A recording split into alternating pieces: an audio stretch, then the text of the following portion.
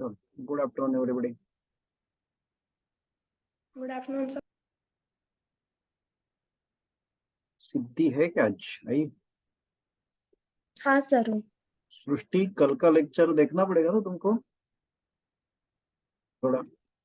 सृष्टि है ना? हाँ सर।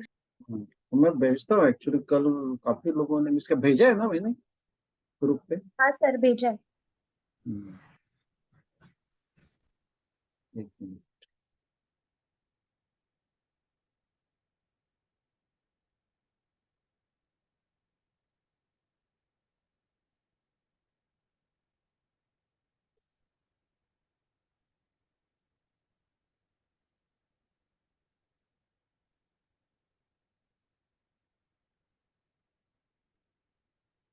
कौन है?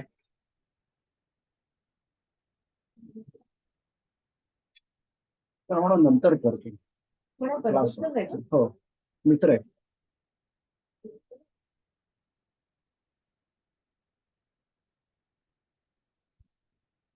चलो let us start.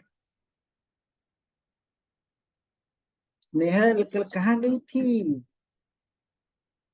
Sorry sir, बाहेर होते, रेंज नव्हती.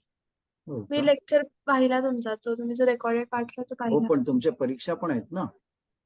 हो सर. म्हणून ठीक आहे. yesterday which question was going on? हाँ, ये टैंक वाला. वेदांत आया क्या रे? नहीं आया अभी तक. हो सर, आलो आलो यस. आलो सर. चलो, हाँ, ये हम लोग डिस्कस कर रहे थे. क्या था क्वेश्चन? कोई बता सकता है? आरोही बता फटाफट.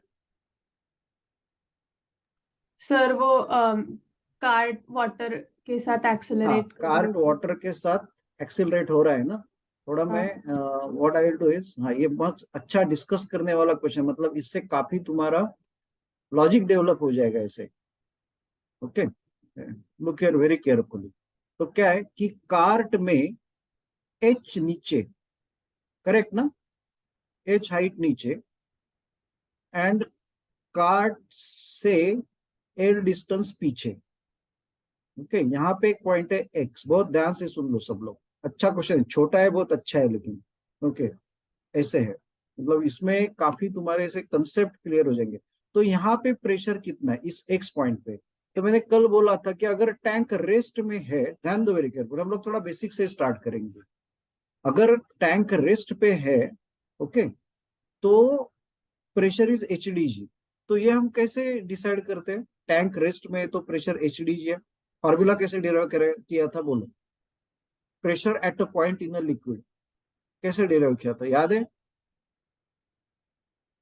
About this point, if you remember. हाँ, अबाउट दिस पॉइंट नहीं, about this point we take an area. सब लोग ध्यान दो. अबाउट दिस पॉइंट, सब पॉइंट पे अगर लिक्विड यूनिफॉर्म रहेगा तो सब पॉइंट पे प्रेशर तो एक ही रहेगा. समझा क्या सबको? तो हमने क्या किया, ऐसे लिक्विड में एक ऐसे कॉलम लिया. आ रहा है सबको समझ में? तो एरिया ए और हाइट एच ऐसा हमने कॉलम लिया. इसमें पूरा लिक्विड भरा है ऐसे. सबको समझा क्या? 3D में दिखाया मैंने. Is that clear? तो यहां पे, अरे हाँ बोलो कोई ना कोई, यहाँ पे प्रेशर कितना आएगा? What will be the pressure over here? तो pressure is equal to force divided by area. तो एरिया तो इतना है पूरा, और उसके ऊपर फोर्स किसका है? इस लिक्विड का वेट है. समझ में आ रहा है क्या सबको? Derivation of pressure. तो इस लिक्विड का वेट मतलब फोर्स, इस एरिया पे जो फोर्स काम कर रहा है वो इस लिक्विड का, जो मैंने अभी ये ऐसे रेड से सब किया, वो लिक्विड है. एंड उस लिक्विड का वेट हम लोग लिखेंगे mg.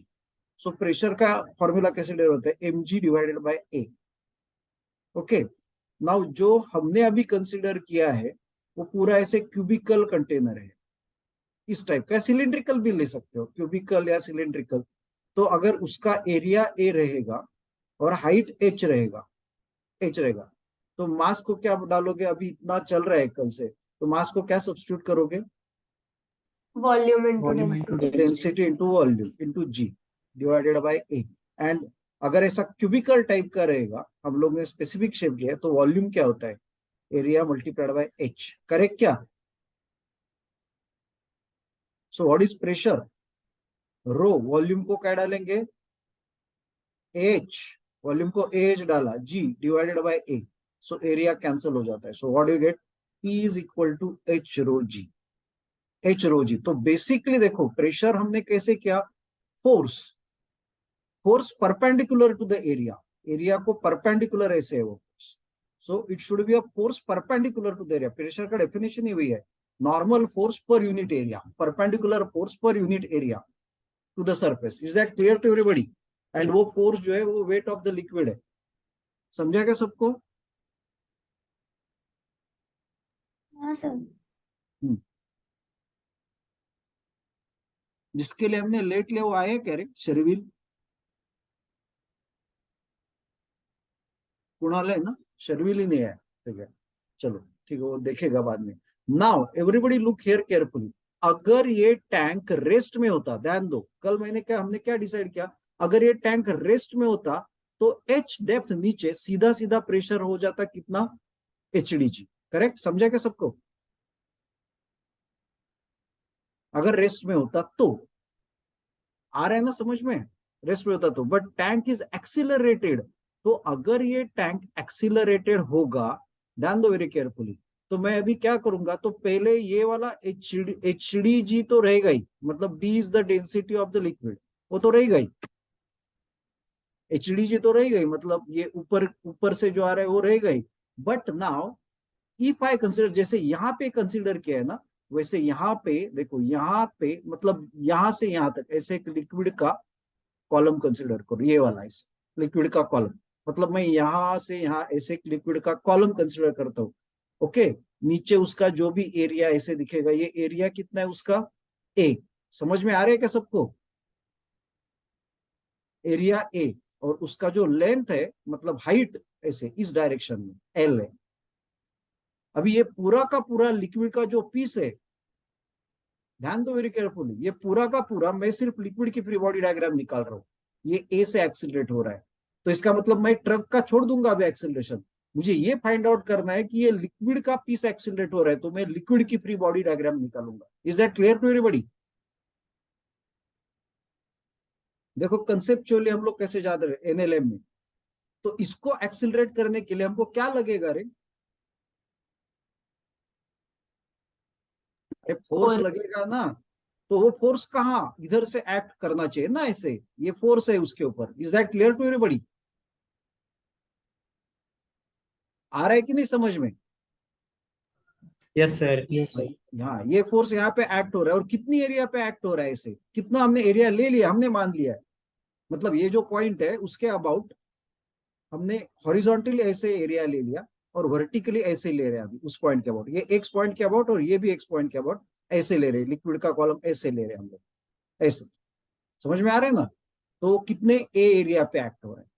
तो मुझे बताओ अभी, because of this force, is this normal to that area? Perpendicular है उस एरिया को, यस. वो प्रेशर अप्लाई करेगा. हाँ. तो pressure is equal to what? Force divided by area. और ये फोर्स कितना है बोलो मुझे? Mass ELA. Multiplied by, M A. हाँ, M A divided by A. Is that clear to everybody? समझा कि नहीं सबको? एंड अभी वापस मास को तो वही लगाओगे यार, mass is density into volume, और वॉल्यूम कितना है? ए एच नहीं है अभी, अभी लिक्विड का लेंथ कितना है यहां से यहां तक? एल है. समझा क्या सबको? क्योंकि ये पूरा जो फोर्स लग रहा है पूरा लेंथ एल पे लगने वाला है आगे. Okay, so A L G divided by A, मतलब डेंसिटी को तो डी लिया है उन्होंने. So D A L G, density of the liquid. तो ए को ए गया, तो what is the pressure? D L G. D L G. Okay, sorry D L G कहाँ? तुम लोग भी बताते थे फटाफट, सर गलती हो गई. डी एल क्या होना चाहिए? ए. D L A. तो सब लोगों का प्रेशर का डेरिवेशन भी रिफ्रेश हो गया, बाकी नए जो लोग आए हो. डी एल ए. ओके, नाउ अभी इसका मतलब ऐसे है कि यहाँ पे अगर व्हीकल रेस्ट में भी होता तो एक्स पॉइंट पे अपर डायरेक्शन से प्रेशर एक्ट होता P1 जो है एचडीजी. समझा कि नहीं?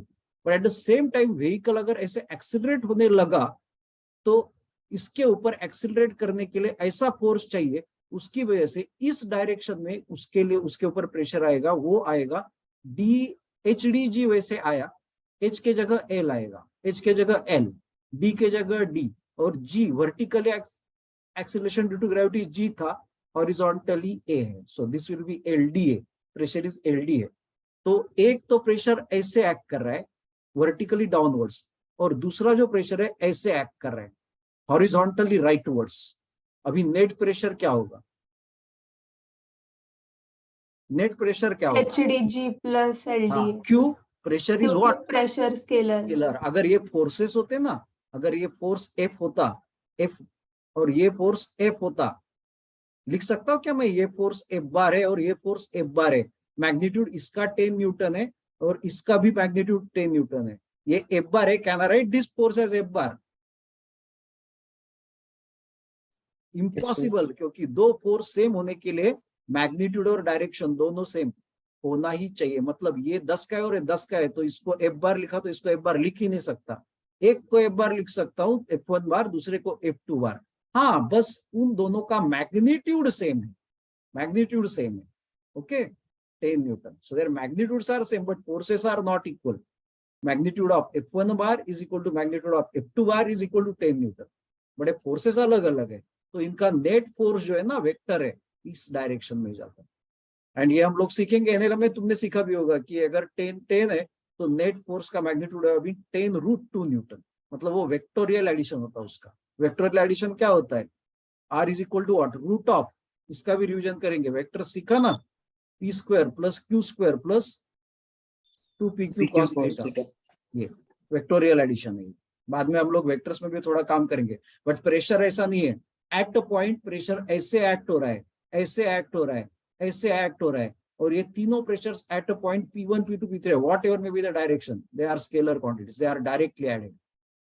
Is that clear to everybody? Just like work done on a body, they are basically scalar quantities, work is directly added. यहाँ से वर्क W1 हो गया, W2 हो गया, total work done is W1 plus W, whatever is it. Similarly, pressures are directly added, P1 plus P2. Is that clear to everybody? And that's why vertical हो या horizontally rightward हो, vertical वाला pressure कितना है? HDG, और horizontal वाला add होगा सीधा उसमें LDA. Is that clear to everybody?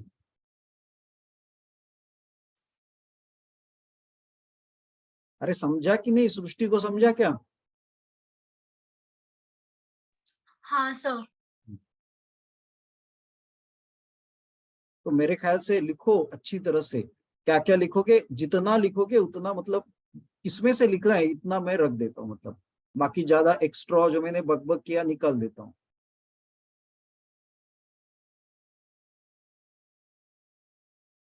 करो फटाफट। मतलब ये प्रेशर का डेरिवेशन, नए जो लोग हैं ये प्रेशर का डेरिवेशन भी लिख लो, ये वाला हमने प्रेशर का जो डेरिवेशन किया है ये भी लिख लो। पुराने वाले लोगों को लिखने की जरूरत नहीं, ये तो वर्टिकली ऐसे होता, और ये हॉरिजॉन्टली तो सब लोग लिख लो।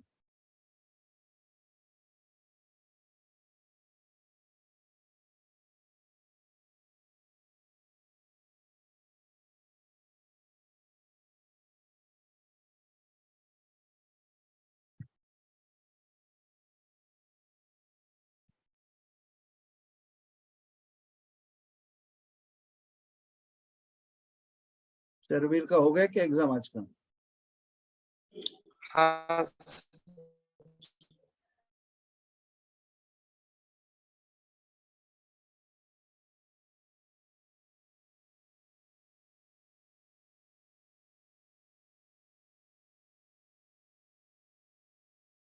महती, हाँ सर। कल क्या मिस हो गया था, समझा क्या? तुमने माइनस बताया था मेरे ख्याल से।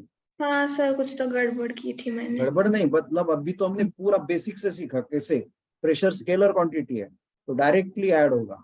तो ये P1 है, ये P2 है। सर आपका वॉइस हो रहा है। हाँ, नहीं, आपका वॉइस ब्रेक हो रहा था, अभी ठीक है। मेरा वॉइस ब्रेक तो नहीं हो रहा है ना रे? नहीं सर। क्योंकि मेरा एक इंटरनेट काफी तगड़ा है इससे घर में, 5G का जियो है, तो होना नहीं चाहिए इनफैक्ट। प्रेशर इज स्केलर लिखो ऐसे बस साइड में, pressure is scalar,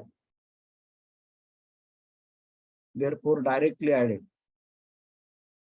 Aarohi, yes sir. Problem छोटा है लेकिन कंसेप्चुअली अच्छा है कि नहीं है? हाँ है।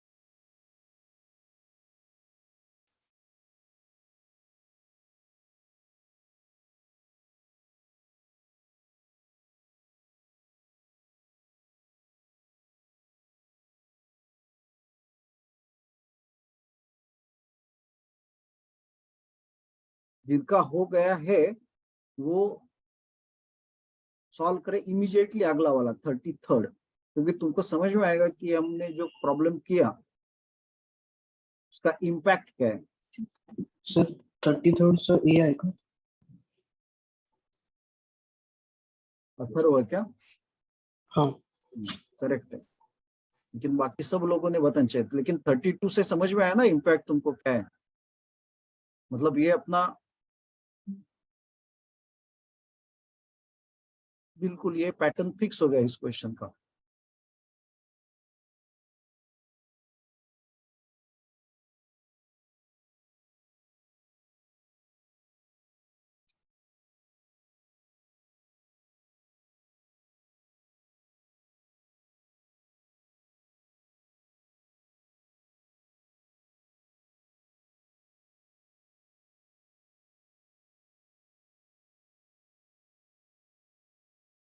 सर 33rd नंतर कोणता क्वेश्चन करू? सबसे लेट कौन आ रहा है अभी? वैष्णवी क्या? Sir I had join before but than me मध्ये परत डिस्कनेक्ट झाली होती सर. हो का? कोण? वैष्णवी का? हो सर. कारण आता 20 झालेले दिसले म्हणलं 20. सर हम्म, 33rd से ए आंसर है का? कोण बोलतंय? ईशा.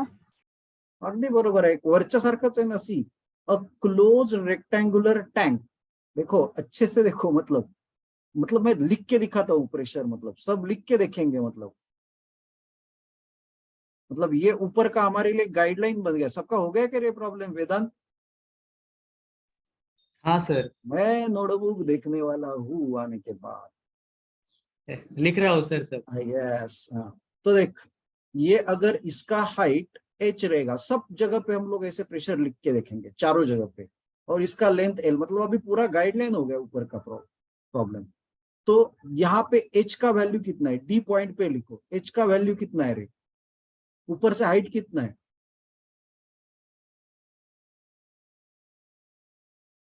अरे बोलो ना यार, ऊपर से हाइट कितना है डी पॉइंट पे? डी टॉप पे, तो हाइट कितना है लिक्विड का? 0.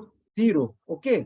और जो एल लेंथ है वो व्हीकल के, मतलब इधर एक्सिलरेट हो रहा है ना, तो व्हीकल का ये स्टार्टिंग पॉइंट पकड़ना पड़ेगा इधर का, ऊपर का।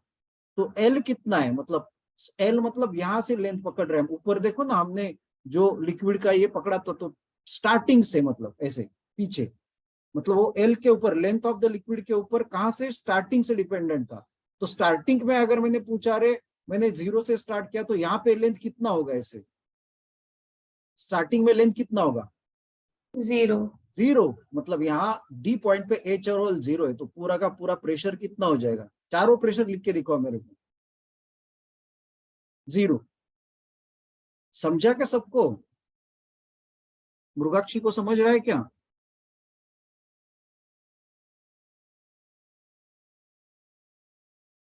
श्रावणी को समझ में आ रहा है कुछ?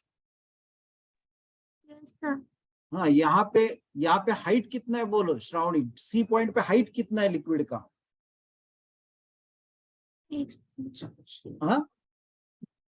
हाँ सी पॉइंट. हाँ, सी पॉइंट पे दिख रहा है ना सामने तुमको, हाइट कितना है लिक्विड का? जीरो। अरे हाइट कैसे जीरो यार, यहाँ पे लिखा है ना, मतलब लिक्विड कहाँ से स्टार्ट हो रहा है, ये पूरा ऐसे मत, मतलब तुमको समझ के लेना चाहिए, ये ऐसे लिक्विड है। तो अगर मैंने सी पॉइंट पूछा और ये हाइट एच है, तो लिक्विड का हाइट, सी पॉइंट पे हाइट कितना है लिक्विड का? H minus. एच माइनस कहाँ से आया, मतलब सी पॉइंट पे यहाँ पे पूरा ऐसा लिक्विड भरा है, सी पॉइंट के ऊपर थोड़ा थोड़ा ऐसे पकड़ो, तो हाँ। ये लिक्विड का हाइट कितना है लिखा है ना, एच। एच है ना, तो हाइट एच है। तो हाँ। बिकॉज ऑफ द हाइट, ऊपर का प्रॉब्लम देखा तो बिकॉज ऑफ द हाइट कितना प्रेशर लगेगा? पी ऊपर वन लिखो, plus P1 plus P2।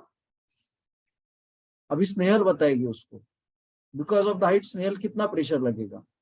Sir height H है। हाँ, तो एच, सर एच रो जी। हाँ मतलब एच डी जी। देखो क्या श्रावणी, थोड़ा ध्यान दो अच्छी तरह से, और बताओ स्नेहल इस पॉइंट पे एल का वैल्यू कितना है? जीरो। जीरो। तो उसकी वजह से कितना, मतलब जो P2 हम लोग सोच रहे थे वो कितना है? मतलब चारों प्रेशर लिख के देखो, वो प्रेशर एल की वजह से प्रेशर कितना होगा स्नेहल? एल जीरो है ना, हो तर प्रेशर पण झिरो. झिरो होणार. मग मला सांग प्रेशर ऍट डी आपण काढलेलं आहे, प्रेशर ऍट डी कितना है? झिरो. प्रेशर एट सी, इन दोनों का एडिशन कितना आया? H rho G. H D G, हाँ एच डी मान ले हम लोग, सॉरी. ओके। अभी प्रेशर एट ए लिखता हूं मैं, प्रेशर एट ए, तो ए पे हाइट कितना है बोलो? Height is zero. जीरो, और लेंथ कितना है से? एल. एल। तो प्रेशर एट ए कितना होगा? एल डी, और जी जी. के जगह क्या आएगा? A. A, acceleration A, L D A, okay. And pressure at B क्या होगा? एकदम लास्ट में पॉइंट है, यहाँ पे एच का भी लगेगा प्लस और एल एल डी का भी, H D G plus L A L D हाँ। ए. अभी ये देखो, ये तो मिनिमम है ना, करेक्ट कि नहीं? हो. और ये मैक्सिमम. मैक्सिमम है। अभी इसमें क्या होगा, वो depend on value of H G and L, वो पता नहीं हमको, लेकिन हमको पूछा गया है मैक्सिमम एट, तो मैक्सिमम एट कौन से पॉइंट पे होगा? बी, क्योंकि पूरा का पूरा एच का भी प्रेशर आ रहा है और पूरे के पूरा एल का भी प्रेशर आ रहा है, वो तो ऊपर के क्वेश्चन से हमको ये दिखाई देगा, समझा कि नहीं? तो ये बी का प्रेशर क्या होगा? मैक्सिमम, ऑप्शन ए में है, और डी का प्रेशर क्या होगा? मिनिमम। चारों प्रेशर में लिख के भी देखिए, अच्छे से लिखो, ये we have written all four pressures. मतलब एक्सीलरेटेड व्हीकल होगा, एक्सीलरेटेड व्हीकल होगा तो बिकॉज ऑफ एक्सीलरेशन प्रेशर आएगा जो सबसे ज्यादा पीछे के पॉइंट पे होगा, पीछे के, लेकिन वर्टिकल प्रेशर सबसे ज्यादा नीचे होगा। तो पीछे का प्रेशर सबसे ज्यादा इधर और वर्टिकल प्रेशर इधर, इन दोनों का एडिशन यहाँ पे मैक्सिमम होगा, और यहाँ पे दोनों जीरो है, H B zero L B zero, तो यहाँ पे मिनिमम होगा। तनिष्का को क्लियर है कि नहीं? हाँ सर आप ये क्वेश्चन एक वापस एक्सप्लेन कर सकते हो क्या? कौन बोल रहा है? सर वैष्णवी। हाँ, तुमको क्या प्रॉब्लम है बताओ मुझे। सर वो इसके पहले वाला क्वेश्चन जब आप बता रहे थे तब मैं डिस्कनेक्ट हो गई थी ना सर, तो वो कनेक्ट नहीं हो रहा है अभी। कनेक्ट नाही हो रहा है मतलब अभी तो तुम कनेक्टेड हो ना? हा म्हणजे लाईक सर म्हणजे मला लिंक नाही लागत आहे की हा, तुम्ही- मग तू एक काम कर, हा क्वेश्चन असाच राहू दे, मी रेकॉर्डिंग संध्याकाळी ग्रुपवरच टाकतो. ठीक आहे ओके हा, सर. कारण त्याच्यात बराच वेळ गेलेला आहे, 10 मिनिटं. You just go through that, आणि तू मला उद्याच्या लेक्चर मध्ये विचार. विल गो दॅट वे, कारण आपल्याला कळतंय की आपल्याला कधी कधी जातं लिंक, हे कळतंय आपल्याला, बट फॉर दॅट मी लेक्चर लिंक याच्यावर टाकत जाईन. You just go through that, आणि उद्या सकाळी तुम्हाला विचार, okay sir. Yes sir. Because we have discuss 10 minutes regarding that, आणि मग मधलं पुसून पण टाकलेलं आहे मी. फक्त मला एक नाही, मी ग्रुपवरच टाकतो, ज्यांचं राहिलंय ना ऑनलाईन मध्ये, थोडं तुम्ही जाऊ शकते लिंक, मधला राहिलेला पार्ट बघून घ्या. Is that clear?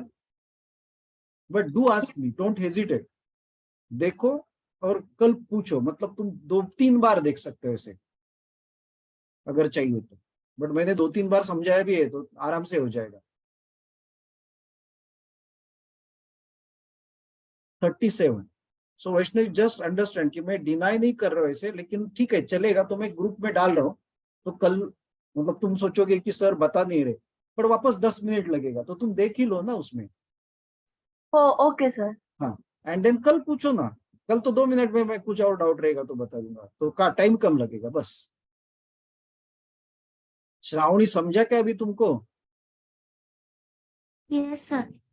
ध्यान दो केयरफुली। घर में बैठे हो इसलिए इधर उधर नहीं हो, खाना कुछ लेके बैठे खाते हुए, खाना मतलब खाना नहीं बोल रहे, नहीं नहीं सर। कुछ भी टाइम पास में।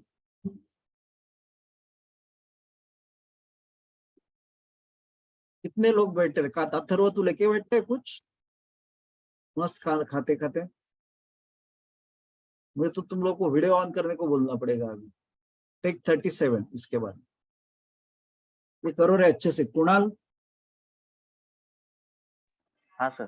धीरे धीरे आ रहे हैं क्या हम लोगों में? हाँ हाँ सर हाँ।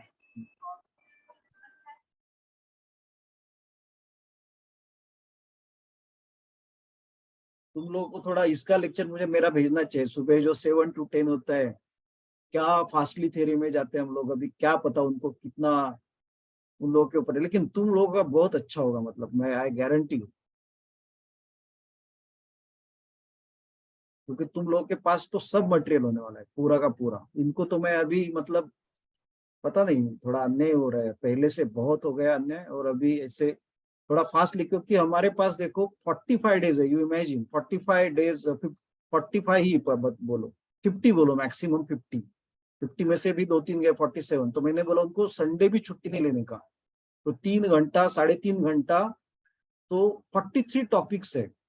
कैसे एक टॉपिक, मतलब हम लोग देखो ना कैसे कर रहे, तो कैसे खत्म करने का वो टॉपिक, तो क्वेश्चंस भी कम लेने पड़ रहे हैं, तो फिर भी ठीक है, मतलब जो एकदम बैड सिचुएशन है ना, वर्स सिचुएशन में, उससे तो अच्छा है उन लोगों के लिए कि पूरा फॉर्मूला का लिस्ट तुम लोगों के लिए अच्छा हो जाएगा बिल्कुल। क्योंकि एक बार ना ये अपना ग्रुप सेटअप हो गया ना, और एक पर्टिकुलर पेस पकड़ लेना जिसको हम पेस बोलते हैं, तो पेस आ गया ना हम लोग, तो मैं क्या बोल रहा हूँ तुमको इमीडिएट में समझ आएगा,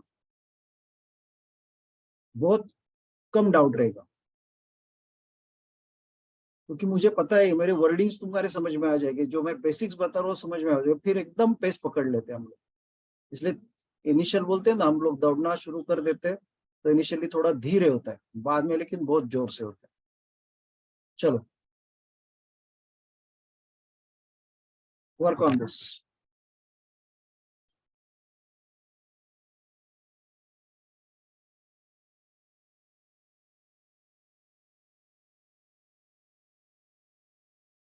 सर हमें वो स्प्रिंग कांस्टेंट अभी तक हुआ नहीं है। अरे हाँ ठीक है, मैं बता देता हूँ ना, थोड़ा थोड़ा थोड़ा जो स्प्रिंग कांस्टेंट का ध्यान दो वेरी केयरफुल। हाँ बता दूं क्या सबको थोड़ा? Yes sir. चलो डिस्कस करेंगे ना, मतलब नहीं है तो। हाँ थोड़ा नेक्स्ट वीक का मैं बोल देता हूँ, नेक्स्ट वीक में हम लोग कब आने वाले हैं, रात को कितना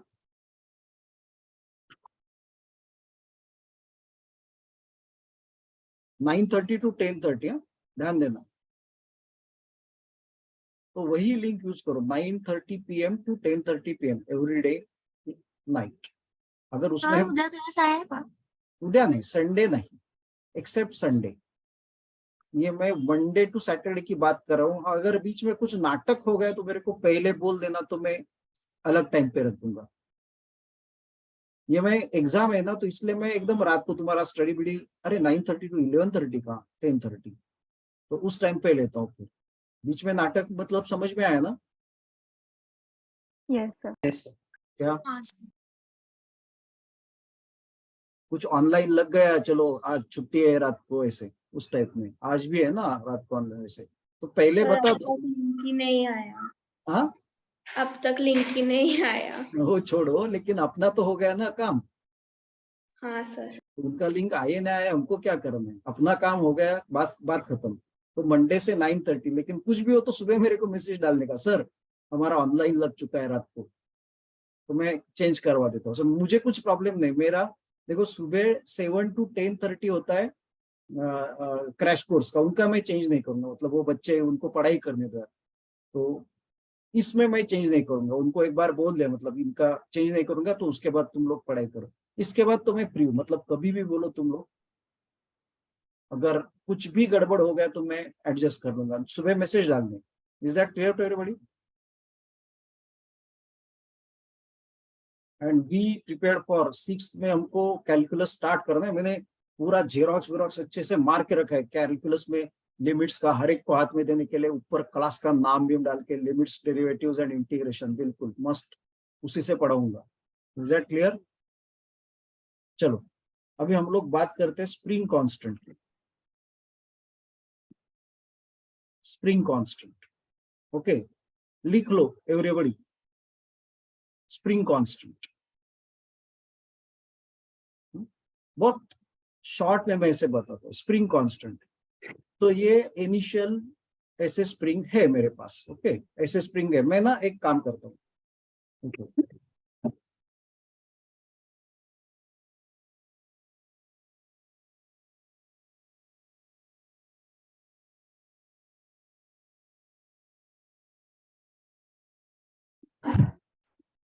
हाँ, ये देखो, ये स्प्रिंग है और मैंने कुछ भी नहीं किया है, ओके। तो हम इसको ऐसे एल मान लेते, एल। तुम मेरे साथ लिखते जाओ, कुछ भी मैंने किया नहीं है। तो L is called as natural length of the spring. लिखो अच्छे से, I will teach you spring constant, natural length of spring. ये मैं प्रिंट नहीं भेजने वाला, तो लिख लो अच्छे से, is called as natural length of the spring.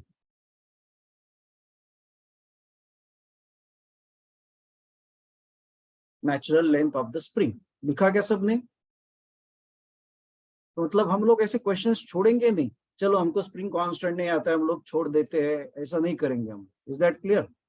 सीख के जाएंगे, मतलब जहां पे पॉसिबल है वहां पे।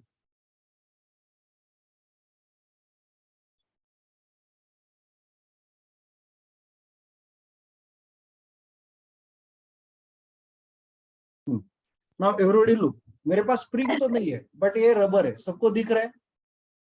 ये अभी ऐसा लूज है, ठीक है, लूज है, ठीक है।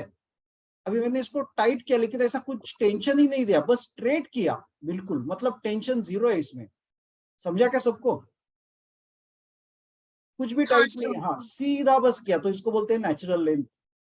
समझा क्या सबको? बिल्कुल टेंशन जीरो है, सिर्फ सीधा किया इसको, क्योंकि अपने आप लूज पड़ जाता है। स्प्रिंग का ऐसा नहीं होता है, स्प्रिंग अपने आप में ही खड़ा रह सकता है, सॉलिड होता है ना, ऐसे एकदम रिजिड होता है, मतलब सॉलिड नहीं बोल रहा हूँ, रिजिड होता है। ये रिजिड नहीं, तो इसको कुछ नहीं किया, जीरो टेंशन में सीधा किया। This is the natural length. Is everybody clear? Yes.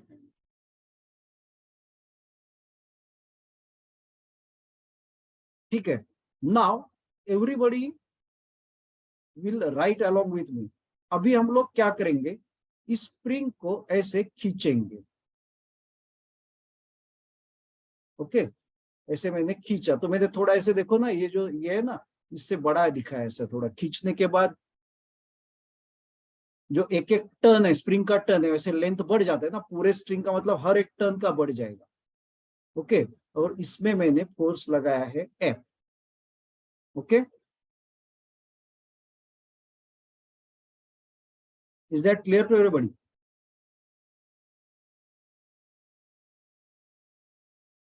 समझा क्या सबको?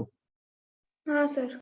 हाँ, लेकिन ये तुमने स्प्रिंग को ऐसे फोर्स लगाया तो हमको थोड़ा इलास्टिसिटी जिन्होंने सीखा उनमें उनको ऐसा इजी जाएगा, बट बाकी लोगों को इतना समझने में दिक्कत नहीं होगी। तो इमीडिएटली इस स्प्रिंग में उल्टा भी एक फोर्स डेवलप हो जाएगा। तुमको लगता है ना, किसी ने बुल वर्कर या कोई स्प्रिंग वाला ऐसा रबर, अगर मैंने ऐसे सपोज ये रबर है, तो रबर को अगर मैंने टेंस किया, तो मुझे ऐसे नहीं लगता है क्या कि मुझे पीछे कोई खींच रहा है ऐसा वापस? तो इलास्टिसिटी का नेक्स्ट इसमें मैं रिवीजन लेता हूँ, तब ये सब सिखाऊंगा। तो मतलब ऐसे मैं करूंगा तो मुझे लगता है ये रबर मेरे को पीछे खींच रहा है, मैं इसको ऐसे इधर खींच रहा हूँ तो ये मुझे राइट में खींच रहा हूँ तो ये मुझे लेफ्ट में खींच रहा है, लगता है कि नहीं रे? Yes sir. हाँ, एंड वो जो फोर्स है वी विल सी आफ्टरवर्ड्स, जब इलास्टिसिटी का रिवीजन लेंगे, जो मैंने अप्लाई किया है ना उतना ही होता है force, what ever is the force applied by me, okay. तो अगर तुमको कॉर्नर में दिखता है क्या मेरा वीडियो? हाँ सर। हाँ सर।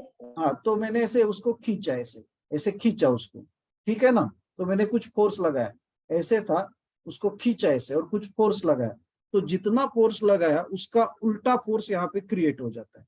ओके, एंड ये देखो नेचुरल लेंथ से दिखाओ अच्छी तरह से, ये हो गया स्प्रिंग का extension. X is called as extension of spring.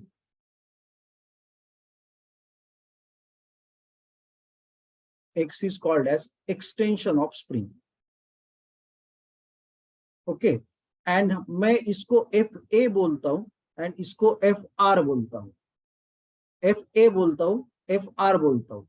तो FA जो है इट इज कॉल्ड एज क्या रे इलास्टिसिटी वाले लोग, अप्लाइड फोर्स। ये मैंने अप्लाई किया और स्प्रिंग मुझे उल्टा जो खींच रहा है उसको क्या बोलते हैं रे? Restoring force. Correct. It is called as a restoring force. Restoring force. आ रहा है क्या समझ में लोगों को? एंड इन जनरल, बाद में इलेक्ट्रिसिटी में देखा जाएगा, इन जनरल अप्लाइड फोर्स और रिस्टोरिंग फोर्स सेम होते हैं। Let us say it is equal to F. So applied force and restoring force are equal to F. They are equal. FA is equal to FR is equal to F. इसका मतलब ध्यान दो very carefully, अगर मैंने इसको 10 Newton का force मैंने apply किया तो स्प्रिंग मुझे जो उल्टा खींचेगा वो भी फोर्स 10 न्यूटन ही होगा, वो फोर्स 10 न्यूटन ही होगा। समझ में आ रहा है सबको? स्नेहल को समझ में आ रहा है? Yes, sir. हाँ, 10 न्यूटन। ऐसा क्यों होगा? क्योंकि ये जो स्प्रिंग है कितने से एक्सटेंड हो चुका है, कितने से बताए ऊपर स्नेहल? X. हाँ, ओके। नाउ सृष्टि बोलेगी अगर ये एक्स, अगर मैंने ये रबर 1 सेंटीमीटर से आगे खींचा, सृष्टि बताएगी 1 सेंटीमीटर से आगे खींचा। हाँ ध्यान दो, तो सृष्टि बताओ कि मैंने अप्लाइड फोर्स कितना लगाया है? सृष्टि, माइक ऑन है सृष्टि का?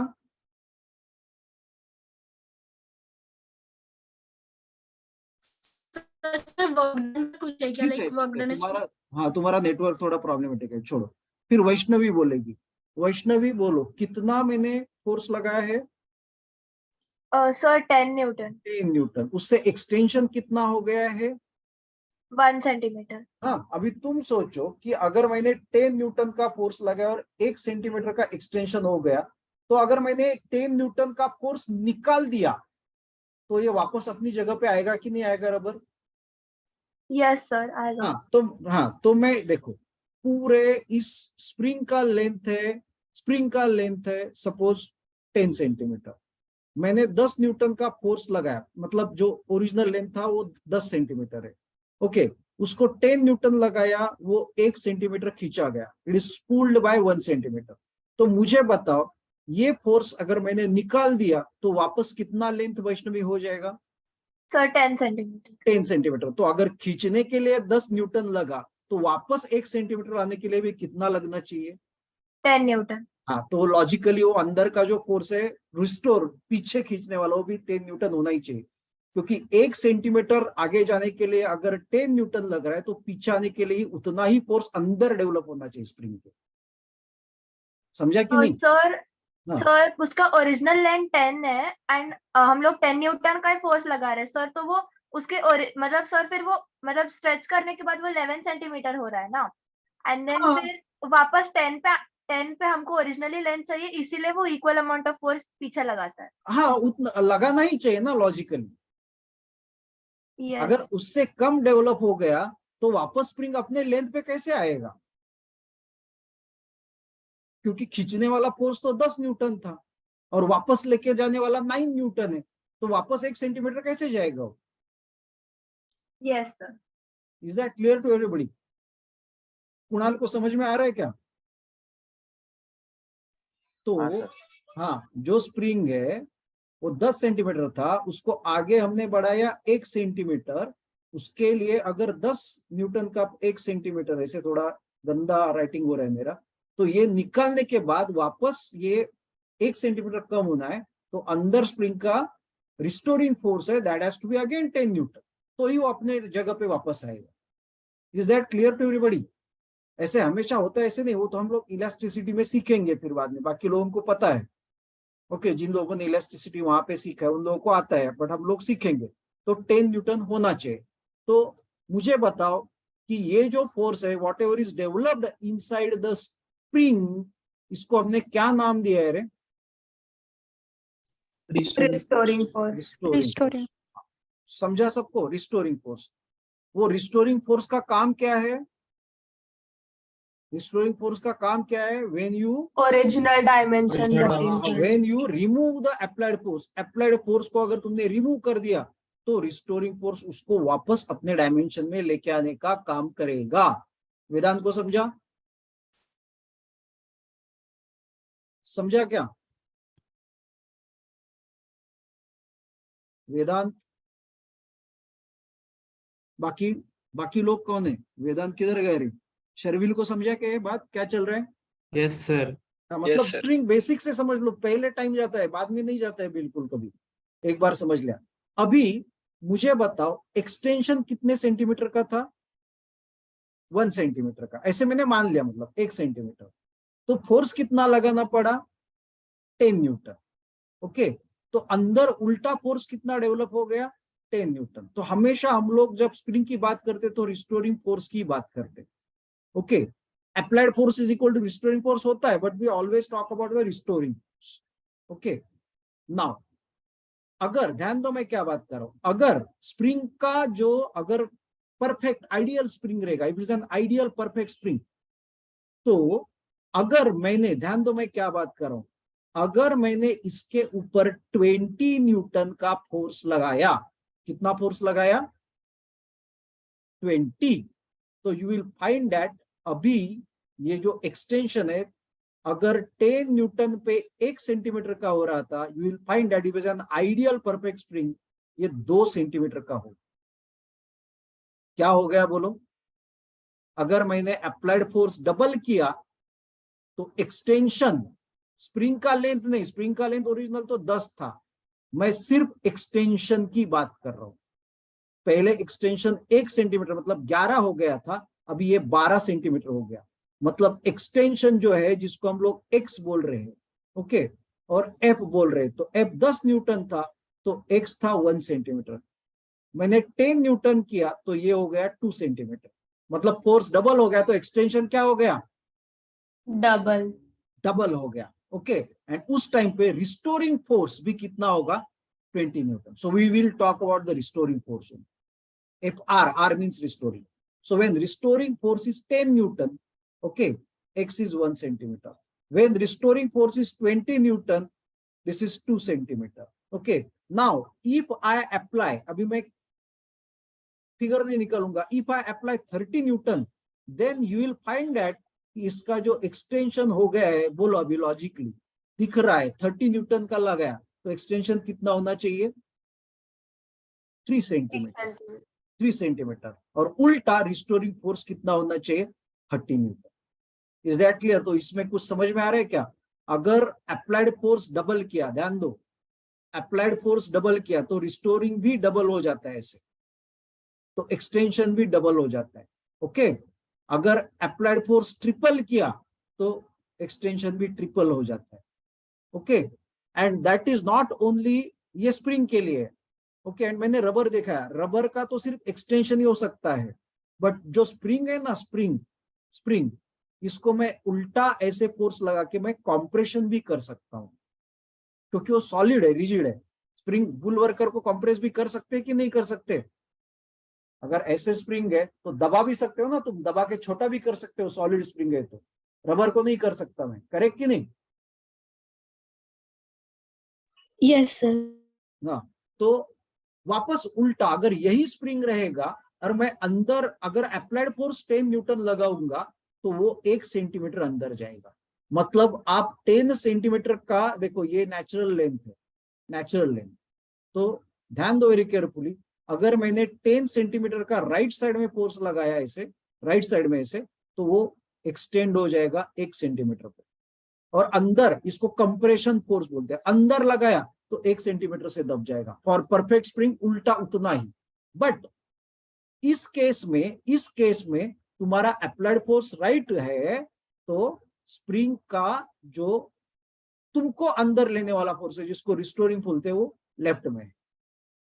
Is that clear to everybody? आ रहे हैं कि समझ में? हाँ। एंड अगर मैंने ऐसे फोर्स लगाया, अगर स्प्रिंग को ऐसे दबाया, मतलब अप्लाइड फोर्स ऐसा है, तो स्प्रिंग मेरे को उल्टा फोर्स देगी कि नहीं देगी? ऐसा मतलब देखो, अगर अप्लाइड फोर्स राइट में है तो स्प्रिंग लेफ्ट में खींचती है, और अप्लाइड लेफ्ट में है तो स्प्रिंग राइट में पुश करती है हम लोगों को। मतलब दोनों एक दूसरे के अपोजिट डायरेक्शन में, इक्वल एंड अपोजिट है। Is that clear to everybody? तो इसका मतलब इस केस में रिस्टोरिंग फोर्स ऐसे होगा, restoring force. Okay, and same अगर रिस्टोरिंग फोर्स मैंने 20 किया तो स्प्रिंग अंदर 2 सेंटीमीटर से जाएगा, मतलब वो कंप्रेशन हो या एक्सटेंशन हो। रिस्टोरिंग फोर्स एंड एक्स मतलब पुलिंग एक्सटेंशन भी हो सकता है या कंप्रेशन भी हो सकता है। ओके, डिपेंडिंग ऑन कैसे तुमने पुल उसको एक्सटेंड किया, कंप्रेस किया। तो ये रिस्टोरिंग फोर्स जो है, अगर ये फोर्स 10 है तो ये 1 है, तो 20 तो ये 2, ये 30 तो ये 3, वेदर इट इज पुशिंग और पुलिंग, उसको तुम पुल करो या पुश करो। ओके, तो मतलब ये जब कंडीशन होता है कि मेरे पास कोई y है और x है, y का वैल्यू 10 है, x का 1 है, y का 2 हो गया, 20 हो गया, x का 2 हो गया, 30 हो गया, 3 हो गया, इसको मैथमेटिक्स में क्या बोलते हैं? मैथमेटिक्स में इसको क्या बोलते हैं? Linearly it is called as a direct proportion in mathematics. कोई चीज डबल हो जाए, दूसरी डबल हो जाती है, कोई ट्रिपल हो जाए, दूसरी ट्रिपल हो जाती है। It's called as a direct proportion. Is that clear? तो फॉर लिखो, for perfect ideal spring, for perfect ideal spring, restoring force is directly proportional to extension oblique compression। जो भी तुम करो, restoring force is directly proportional to extension oblique compression। ये इसको बोलते हैं मैथ्स में direct proportion. Is that clear to everybody? Kunal को समझ रहा है क्या? मनस्वी? हाँ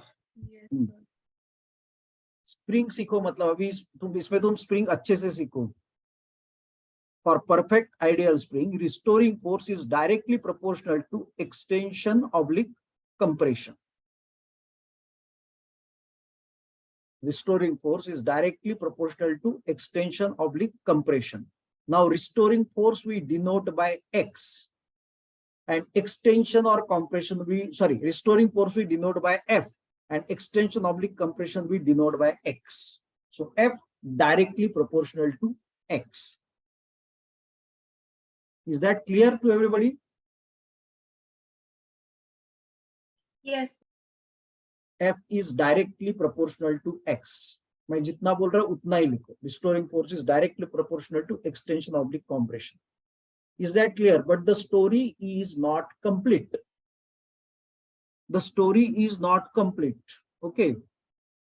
Now सिद्धि बात करेगी।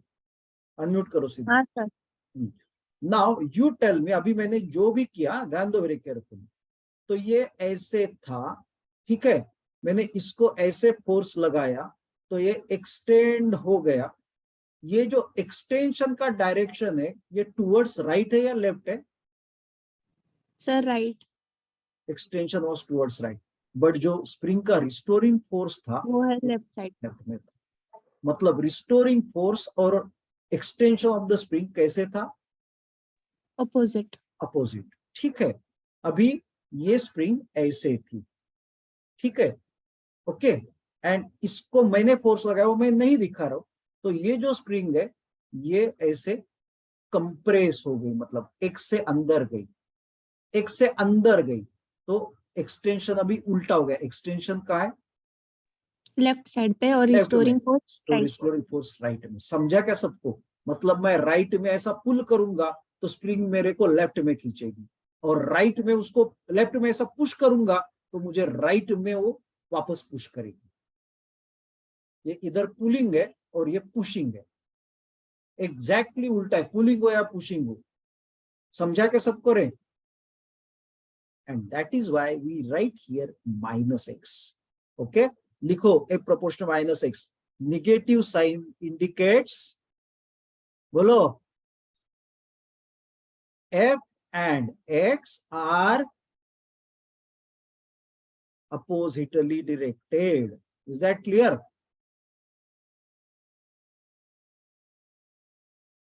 Oppositely directed. Negative sign indicates that f and x are oppositely directed. But कैसा रे यार, क्या मतलब, ये तो ऐसे कैसे, क्या निगेटिव क्यों, मतलब क्यों निगेटिव ऐसे? थीटा 180 है तो cos थीटा माइन। हाँ, मतलब ये निगेटिवली डायरेक्टेड है, वो बराबर है, बट इनफैक्ट ये एक्सटेंशन जो है, isn't it something like displacement? Extension जो कर रहे हैं वैसे तो एक ही डायरेक्शन में काम कर रहे हैं, बट डिस्प्लेसमेंट है ना। तो Yes, sir. isn't it a vector quantity? ऐसे एक्स बार नहीं बोल सकते क्या उसको? और फोर्स तो वैसे भी वेक्टर है, मतलब इस केस में फोर्स और डिस्प्लेसमेंट है ना, वैसे तो वेक्टर है, बट एक ही डायरेक्शन में है। तुमने 1D सीखा है, एक ही डायरेक्शन में है, और अगर वेलोसिटी इस डायरेक्शन में तो इसको हम v लिखते हैं, ठीक है। और एक्सीलरेशन उल्टे डायरेक्शन में, सपोज ये v बार और a बार लिखा है, इसे हम लोग अच्छे से बाद में सीखेंगे। तो इसको स्केलर में कन्वर्ट करना है, वेक्टर में बिल्कुल ठीक है, स्केलर में कन्वर्ट करना है तो इसको v लेके इसको -a बोलना पड़ता है, बिकॉज -a इंडिकेट्स ये रिटार्डेशन है, वेलोसिटी को अपोज कर रहा है। मतलब अगर वेक्टर अपोजिट डायरेक्शन में है और स्केलर में कन्वर्ट करने हैं, वेक्टर्स अपोजिट डायरेक्शन में है और स्केलर में कन्वर्ट करने को है, तो if one is taken positive, other has to be taken negative. Negative sign indicates the two vectors are directed in opposite direction. Okay, but vector में उसको लिखने की जरूरत नहीं है। जब वेक्टर का स्केलर करोगे ना तो डायरेक्शन देते हो तुम लोग, समझा ना? अगर कुछ चीज अगर तुमने ऊपर फेंकी तो तुम क्या लिखते हो? s bar is equal to u bar t plus half g bar t square. ये वेक्टर इक्वेशन हो गया। You never write here minus, but इसको अगर स्केलर में कन्वर्ट किया तो तुम बोलते हो यार डिस्प्लेसमेंट ऊपर है तो पॉजिटिव, वेलोसिटी मैंने ऊपर में फेंका है तो पॉजिटिव, बट g जो है वो नीचे है, उसको स्केलर में लिया तो negative. Is that clear to everybody? Yes sir. Sharvil को क्लियर हो गया? बाकी श्रावणी को? तो यस सर। हाँ, मतलब ये f बार और x बार दोनों वेक्टर्स है, बट हम लोग उसको 1D में है दोनों, एक डायरेक्शन में काम करे। एक डायरेक्शन मतलब x एक्सिस में, एक इधर है तो दूसरा उल्टे डायरेक्शन है, f bar and x bar. तो हम लोग तो मैग्नीट्यूड में लिखे हैं, तो negative sign indicates f and x, मतलब f bar and x bar are oppositely directed. Okay, and if there is such a case, then we write f is equal to what? -kx, where k is equal to constant of proportionality, where k is equal to constant of proportionality. Okay, constant of proportionality, and it is called as spring constant. इसको क्या बोलते हैं? उस spring का वो constant, जिसमें एक दो प्रॉब्लम भी सॉल्व करेंगे हम लोग, छोटे छोटे दो। Is called as a spring constant. And normally ठीक है, ये निगेटिव वगैरह डेरिवेशन के लिए होते हैं, बट अगर हम लोग मैग्नीट्यूड में ही लिखेंगे, इन टर्म्स ऑफ मैग्नीट्यूड लिखेंगे, तो नेगेटिव साइन भूल जाते हैं। That negative sign is with direction. तो डायरेक्शन अगर हमने छोड़ दिया, भूल गए, तो f is equal to kx, and therefore spring constant, ये एक नया फिजिकल क्वांटिटी तुम लोगों को पता चल गया, it is f/x। Spring constant is f/x. In magnitude, f is equal to kx, so spring constant is equal to f/x.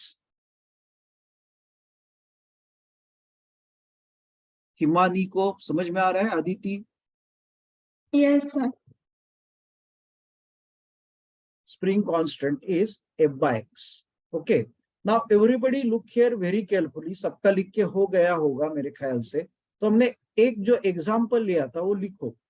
जब फोर्स और एक्स हम लोग लिख रहे थे, मैंने बोला फोर्स 10 न्यूटन है और एक्सटेंशन 1 सेंटीमीटर है.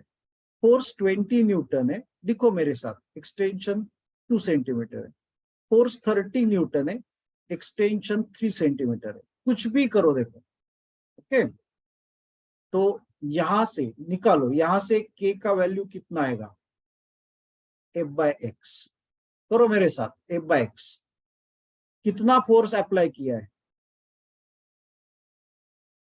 कितना फोर्स 10 अप्लाई किया है? 10 newton divided by 1 centimetre. 1 centimetre. ठीक है, बट सेंटीमीटर नहीं चलेगा क्योंकि सब एसआई यूनिट चल रहा है. तो 1 सेंटीमीटर का मीटर कितना रे? 10 raised to minus 2. 10 raise to minus 2 metre. तो टोटल मिला के ये 1 + 2 कितना? 10 raise to 3 newton per metre. तो इस स्प्रिंग का स्प्रिंग कांस्टेंट कितना है? 1000 न्यूटन पर मीटर.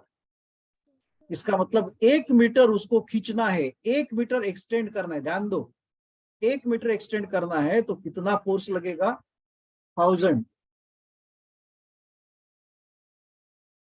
एक मिनट. हाँ बोल रहे. आईला सांगतो मी.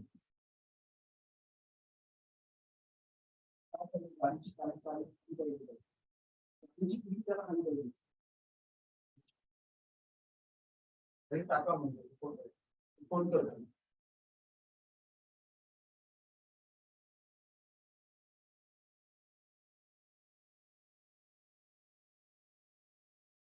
तो स्प्रिंग कांस्टेंट का मतलब समझ में आया? 1 मीटर खींचना है तो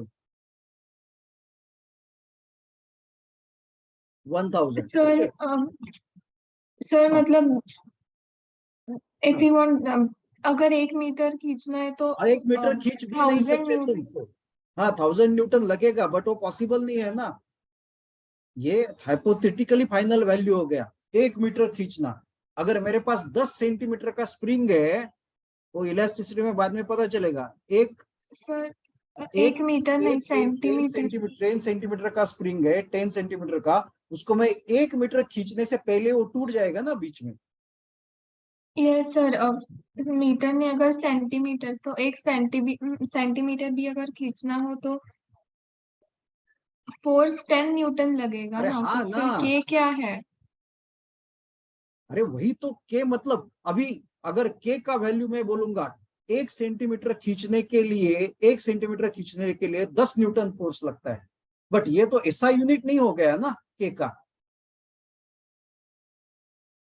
एसआई में Yes, कन्वर्ट sir. करना चाहिए ना. न्यूटन पर centimetre is not SI unit. समझा कि नहीं? Yes sir.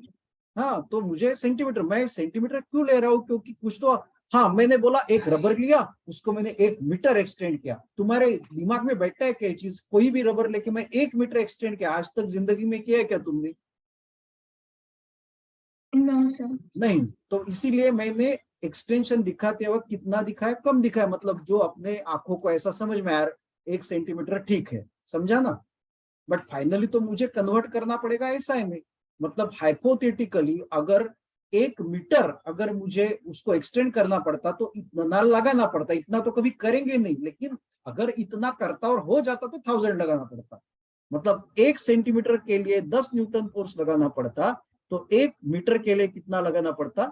1000. और उसका यूनिट हम ये लिखेंगे 1000 न्यूटन पर मीटर, क्योंकि वो SI unit. Is that clear? Yes sir. तो फिर यहां से अगर मैं निकालूंगा, सबको समझ में आया ना रे? तो ये 20 Newton divided bye 2 centimetre. But वापस क्या होगा? 10 से डिवाइड होकर आंसर क्या आएगा? 10 न्यूटन पर सेंटीमीटर. मतलब वापस अगर यूनिट में गए एसआई तो 1000 न्यूटन पर मीटर. यहां से निकालो, यहां से के का वैल्यू, मतलब एक स्प्रिंग अगर मैंने लिया तो तुम उसका कुछ भी वो 30 न्यूटन की जगह 40 न्यूटन लगाओ, हर बार तुम्हारा उस स्प्रिंग का वैल्यू सेम आएगा कि नहीं आएगा, स्प्रिंग के कांस्टेंट का वैल्यू। मतलब इन डायरेक्टली 1 मीटर अगर मुझे एक्सपांड करना है हाइपोथेटिकली तो 1000 न्यूटन लगने वाला, ऐसे ही आंसर आने वाला है ना हर बार। समझा कि नहीं? Yes sir. कौन बात कर रहे हैं? हिमानी। हाँ, तो मतलब ये हाइपोथेटिकली हम लोग बोल रहे, तो एसआई में कन्वर्ट करना पड़ेगा। इसका मतलब थोड़ी है कि हम लोग 1 मीटर एक्सटेंड करने वाले हैं, ये तो फाइनली कन्वर्जन हो गया। अगर 1 मीटर अगर एक्सपांड हो पाता तो 1000 न्यूटन लगता, उसके बीच में टूट जाएगा तो हम लोग तो कुछ नहीं कर सकते ना। बट यूनिट ऐसा है तो इसमें तो जो स्प्रिंग है ये स्प्रिंग का कांस्टेंट है, मतलब फिर उसको अगर तुमने 5 न्यूटन लगाया, 5 न्यूटन, तो 1 का आधा मतलब कितना उसका एक्सटेंशन होगा, 0.5 centimetre. Is that clear to everybody? Yes sir. हाँ, तो इससे भी के निकालो, तो 5 न्यूटन बाय 0.5 सेंटीमीटर अगर किया तो वेदांत आंसर क्या आएगा, बोलो वापस कितना आंसर आने वाला है? वेदांत को थोड़ा देर से सुनाई देता है। हाँ सर। कितना आंसर आएगा? 5 10। न्यूटन। हाँ, समझ में आ रहा है कि नहीं आ रहा है, क्या चल रहा है? हाँ सर आ रहा है। तो कितना होगा के का आंसर? 1000. मैंने के उसको पूछा ना, वो नहीं आंसर दे रहे ना। कुणाल बोलेगा अभी। कुणाल कितना आंसर आएगा ये तो समझेगा तुमको। वापस कितना आंसर आएगा? सर 1000 ही है, 1000 क्या? Newton per metre. हाँ, तो कुणाल अच्छे से सुन रहा है, वेदांत तो अच्छे से नहीं सुन रहे हो। मतलब अगर मैंने 2.5 न्यूटन लगाया तो शर्विल बोलेगा कितना आएगा एक्सटेंशन?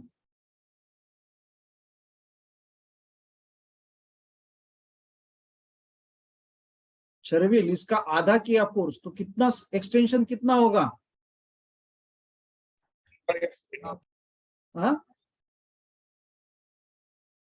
नेट अच्छा है क्या तुम्हारा?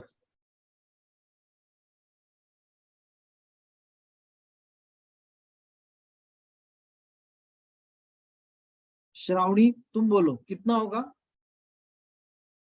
भी शायद वही नहीं है। स्नेहल कितना होगा? 0.5 न्यूटन का मैंने 2.5 न्यूटन किया तो एक्सटेंशन कितना होगा अभी? 0.25. करेक्ट, 25। वापस के का वैल्यू क्या आएगा उसके लिए? 1000 Newton per कुछ meter. भी करो तुम, मतलब फाइनली हिमानी समझा? तो स्प्रिंग यस कांस्टेंट सर। समझ में आया? Yes sir. Something called as spring constant. So लिखो k is equal to f by x, और इसका एसआई यूनिट क्या है? SI unit newton per metre, newton per metre लिखो, और सीजीएस यूनिट टाइम पर सेंटीमीटर। करेक्ट, 9% लिखो। So this is something called as a spring constant. तो तुम लोग सीखे अभी आज spring constant. Is that clear to everybody? Yes sir. Extension of the spring or restoring force of the spring is directly proportional to extension oblique compression, and both are in opposite direction. Force and x are in opposite direction. So we should write F is equal to minus kx, but magnitude wise F is equal to kx. समझा सबको? अभी 37 question में जाओ।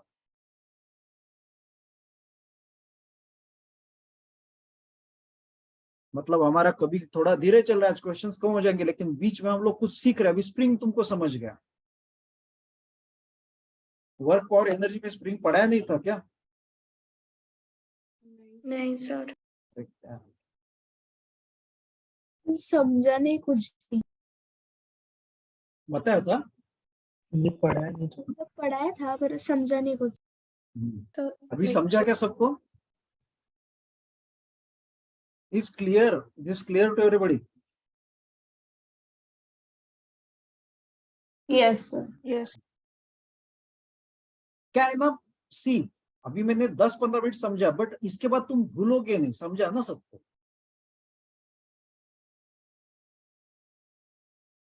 Initially takes time, लेकिन बाद में एक बार दिमाग में घुस गया ना तो कोई प्रॉब्लम ही नहीं है समझने को, मतलब अप्लाई करने को।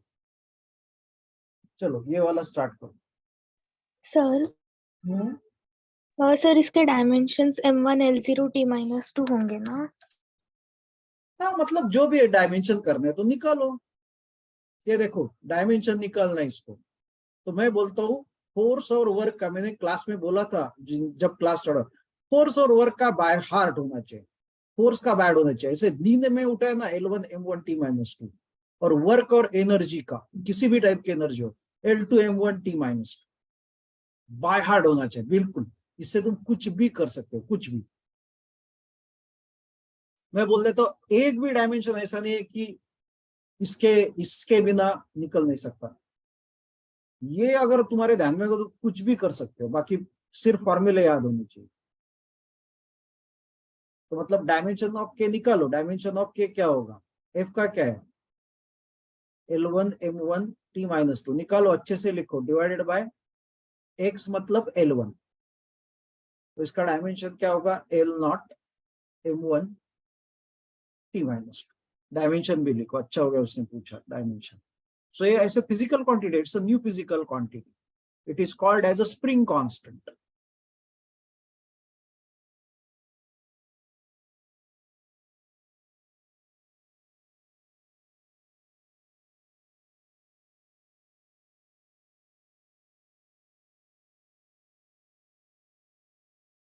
हो गया सबका?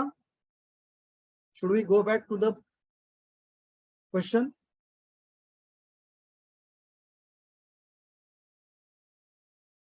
चलो 37,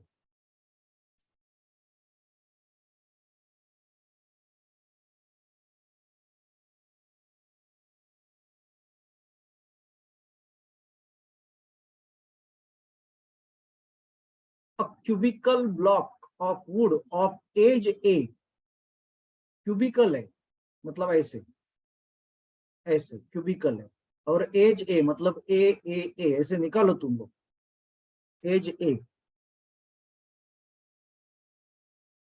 क्यूबिकल ब्लॉक, और इसका डेंसिटी रो है और लिक्विड का 2 रो है, तो इट हैज टू फ्लोट ना, करेक्ट कि नहीं? लिक्विड का डेंसिटी ज्यादा है ना,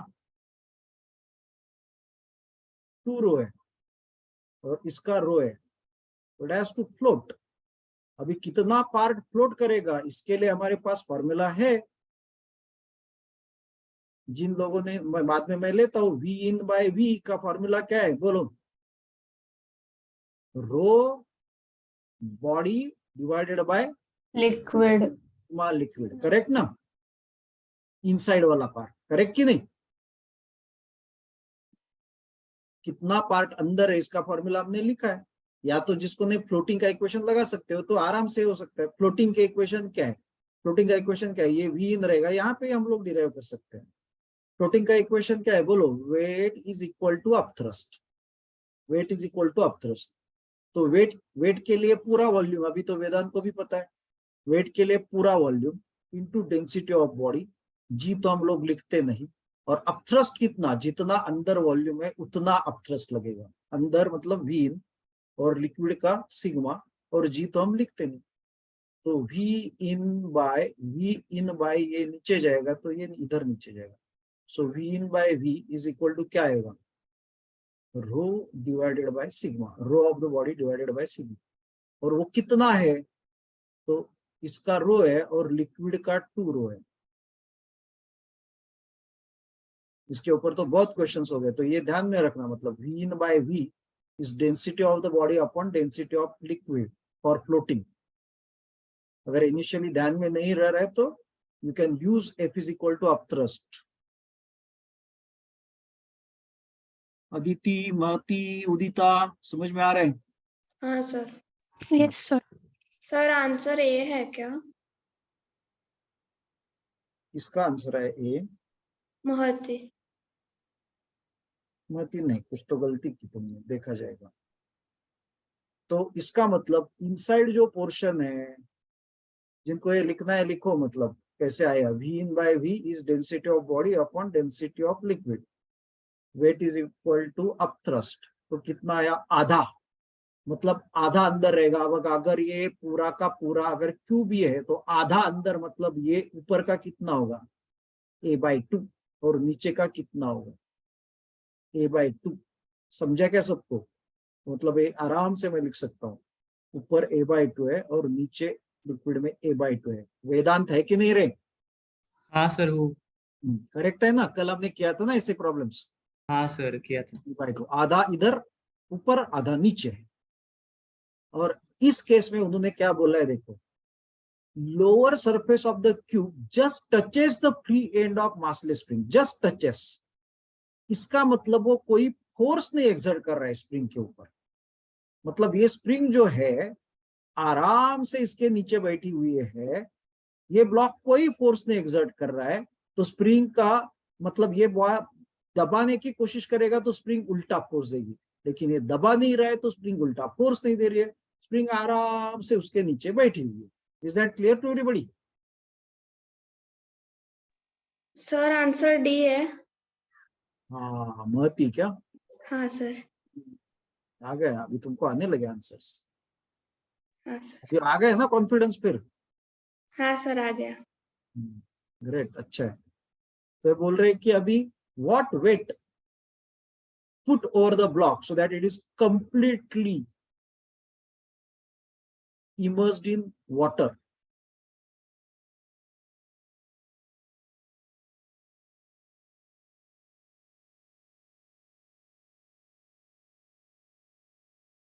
Without what? The weight W put over the block so that it is completely immersed. Block is immersed in water without weighting the weight. मतलब wait अंदर नहीं जाना चाहिए, ब्लॉक पूरा अंदर जाना चाहिए।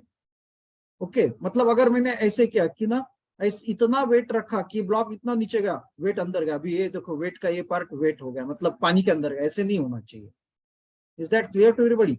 मतलब एग्जैक्टली परफेक्ट सिंकिंग होना चाहिए, सबमर्ज, फुल्ली सबमर्ज्ड, ऐसे ऐसे होना चाहिए। ये ब्लॉक अभी ऐसे होना चाहिए। Is that clear to everybody? Yes sir. हाँ, तो ये ब्लॉक ऐसे होना चाहिए, बट उसके लिए ये स्प्रिंग को नीचे दबाएगा। समझा क्या? तो अभी क्या हो गया, ये A/2 आ गया, ऊपर का A/2 भी नीचे आ गया और इधर का भी A/2 नीचे आ गया। समझा? और इसके ऊपर हमने वेट पुट किया है, वो वाटर के अंदर नहीं जा रहा है। तो मुझे बताओ स्प्रिंग का कंप्रेशन कितना होना चाहिए, स्प्रिंग कितना अंदर जाना चाहिए, जिसको हम एक्स बोल रहे हैं। इमीडिएटली हमको समझ में आता है कितना स्प्रिंग का। हाँ मतलब अगर इसमें ऐसे मास रखा, वेट रखा, तो ये पूरा ऊपर वाला जो पार्ट है अंदर जाना चाहिए, मतलब A/2 अंदर जाना चाहिए सीधा सीधा। सबको समझो, सबको समझा क्या? तो स्प्रिंग का कंप्रेशन A/2 होगा, A/2 होगा। तो how much weight should be put?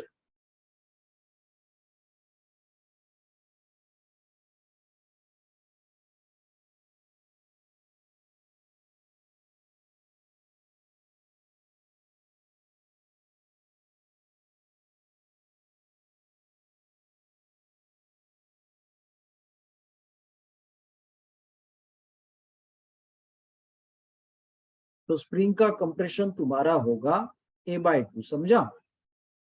And अभी ये सब सिस्टम वापस इक्विलिब्रियम में आया कि नहीं है अभी? मतलब ये इनिशियल इक्विलिब्रियम था, इनिशियल इक्विलिब्रियम, इसमें स्प्रिंग का कोई फोर्स नहीं था। इनिशियल इक्विलिब्रियम विदाउट W, इसमें W नहीं था, और ये इक्विलिब्रियम विथ W आया, मतलब ये सिस्टम इक्विलिब्रियम में आया। तो फोर्सेस बैलेंस होने चाहिए ना इसके ऊपर।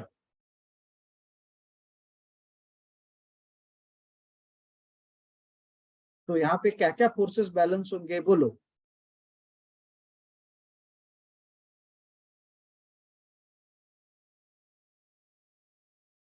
मतलब फोर्सेस पूरे के पूरे ही लिखे और बैलेंस किए हमने, तो कैसा बैलेंस होगा, मतलब क्या क्या फोर्स इस सिस्टम के इक्विलिब्रियम पे। हम लोग ना बाकी छोड़ो, हम लोग तो बस ब्लॉक का ही देखते हैं। ब्लॉक का अगर हमने एफबीडी देखा, ब्लॉक का एफबीडी लगा,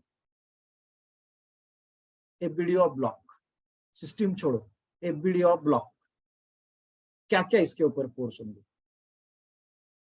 ऊपर से वेट है कि नहीं? समझा ना? अरे करेक्ट कि नहीं? Yes sir. ऊपर से वेट है, ओके, ऊपर से वेट हमने रखा है डब्ल्यू, जिसको निकालना है। ओके, नीचे की तरफ खुद ब्लॉक का वेट है कि नहीं? हाँ। नीचे की तरफ खुद ब्लॉक का वेट है, मतलब ग्रेविटेशनल वेट। और क्या है? और क्या है उसके ऊपर? Upthrust and Upthrust. थ्रस्ट है, बायांसी फोर्स बोलते हैं, अपथ्रस्ट। और स्प्रिंग को उसने कंप्रेस किया, मतलब स्प्रिंग क्या देगा? Restoring force. तो इस ब्लॉक के ऊपर क्या क्या फोर्सेस है देखो, weight which put upward, buoyancy force, sorry, weight of the body downward, FR restoring force of the spring upward, and buoyancy force upward. तो क्या तुम बैलेंस करोगे बोलो? अगर ये इक्विलिब्रियम में है तो F upwards is equal to, या एफ में पहले डाउनवर्ड्स लिखता हूं। सबको समझ में आ रहा है क्या? फिर उसके बाद मैं थोड़ा शॉर्टकट भी दिखाऊंगा। एफ डाउनवर्ड्स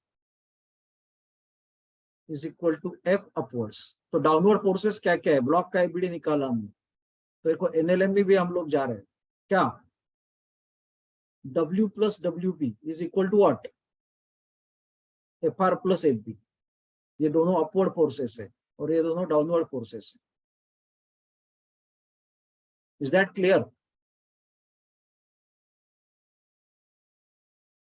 तो हमको तो W निकालना है, तो W is equal to FR plus FB minus weight of the body, buoyancy force and weight of the body. तो FR कितना है बोलो? रिस्टोरिंग फोर्स कितना? KX ना। तो X का वैल्यू कितना है? A/2। X का वैल्यू है A/2, सो KA/2। ये बहुत बड़ा क्वेश्चन नहीं है, बहुत छोटा है, तुम लोगों को बस कंसेप्ट क्लियर नहीं इसलिए बड़ा हो रहा है। तो 1 मिनट में क्वेश्चन होना ही चाहिए। FR plus buoyancy force, FR plus buoyancy force, कितना बायांसी फोर्स? पूरा का पूरा वॉल्यूम अभी अंदर आया है, पूरा का पूरा volume. So V sigma G, V sigma G, and minus weight of the body कितना है?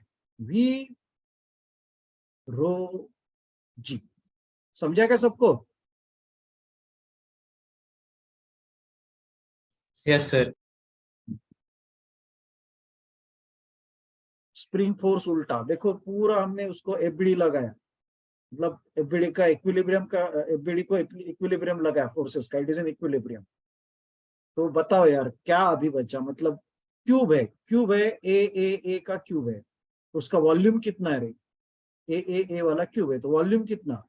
ए क्यूब। ए क्यूब। ओके, ये रो मतलब लिक्विड की डेंसिटी, बायांसी फोर्स के लिए लिक्विड की डेंसिटी कितनी दी है? 2 रो 2 रो जी, माइनस वापस वॉल्यूम तो पूरा ही है भी, अंदर भी पूरा है, और वैसे तो इसके लिए तो पूरा ही वॉल्यूम लगता है वेट के लिए, और ये रो दिया है ए क्यूब रो जी। तो weight put is equal to कितना आएगा? KA2 प्लस ये 2 टाइम्स रो ए क्यूब जी है, और ये 1 टाइम्स है, तो 2 में से 1 गया तो कितना बचा रे? ए क्यूब रो जी बचा कि नहीं बचा? Yes sir. कॉमन क्या आएगा? ए तो अंदर क्या रहेगा? K/2 प्लस क्या? A square rho g. K/2 plus A square हो जाए। है कुछ प्रॉब्लम इसमें? देखो ये बाहर निकालो, तो ऑप्शन डी। समझा क्या?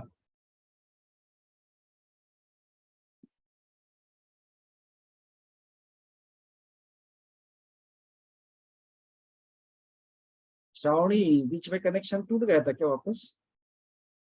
हाँ सर, चार्जिंग डिस्चार्ज हो गया था। देखो मतलब अगर एक बार तुम लोगों को ये सब स्प्रिंग बिंग एंड ये समझ में आया ना, क्या प्रॉब्लम है मुझे बताओ, 1 मिनट में कैसे, अगर मेरे सामने प्रॉब्लम है तो समझ में आता है यार ये ना, इन कितना है, देखो मैं 4 लाइन में लिख के देखा, वी इन बाय वी, देखो कैसे problem, V in by V is density of body divided by density of liquid, क्या क्या मैं स्किप कर सकता हूँ, आधा, मतलब मुझे समझ में आया यार, आधा मतलब a/2, एक रिकैप लेता हूँ, a/2 अंदर a/2 बाहर, ओके, आराम से स्प्रिंग नीचे बैठा हुआ है, और फिर मैंने क्या किया, फिर मैंने ऊपर से ऐसे W रख दिया इसके ऊपर, ओके, एंड फिर ये स्प्रिंग दब गया, तो उसने उल्टा फोर्स लगाया, तो मुझे पता है कि इधर बायंसी फोर्स लगेगा, ये स्प्रिंग का फोर्स लगेगा, रिस्टोरिंग फोर्स Fr जो भी है, और इसका वेट ऑफ द बॉडी, तो नीचे वाले फोर्स जो दोनों है मैं ऐड करूंगा, W plus WB is equal to buoyancy plus restoring force, मेरे पूरे कंसेप्ट क्लियर है, तो FB plus Fr minus WB, मतलब डायरेक्ट बायंसी का फोर्स कितना, V पूरा मुझे पता है वो क्यूब है, तो बायंसी का फोर्स कितना, A क्यूब, लिक्विड का डेंसिटी 2 रो जी, ओके, रिस्टोरिंग फोर्स कितना, स्प्रिंग का K, X कितना, नीचे दब गया स्प्रिंग A/2, माइनस बॉडी का वेट कितना, volume is A cube, body का डेंसिटी रो जी, खत्म हो गया, मतलब इतने में तो प्रॉब्लम सॉल्व हो गया ये। शर्विल को समझा क्या? Yes sir. तो we have discuss so much, but तुम्हारा कंसेप्ट इतना क्लियर है, इसके बाद एप्लीकेशन जल्दी होना चाहिए, इज इट?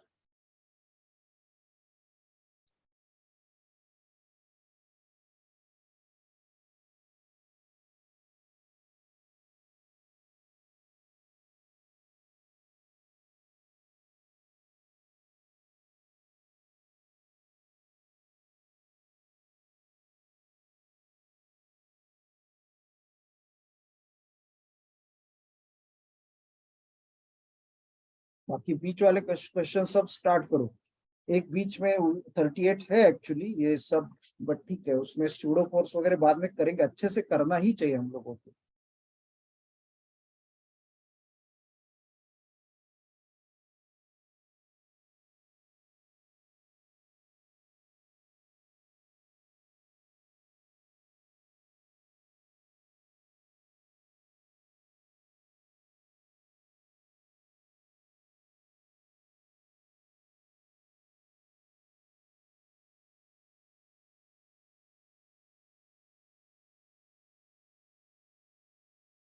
मतलब अच्छे अच्छे क्वेश्चन है, डिस्कस एक 39 है, 3 liquids having densities length of,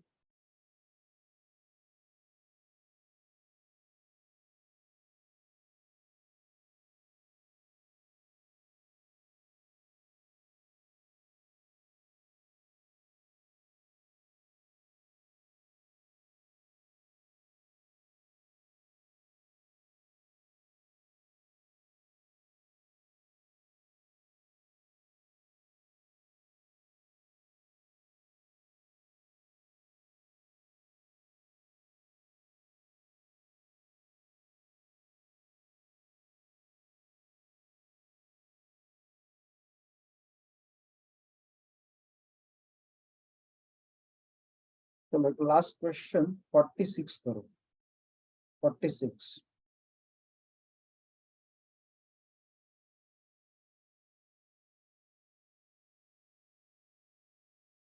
45 करो पहले, थोड़ा स्प्रिंग के ऊपर है वापस, तो स्प्रिंग का और अच्छा हमारा थोड़ा एक प्रैक्टिस हो जाएगा। 45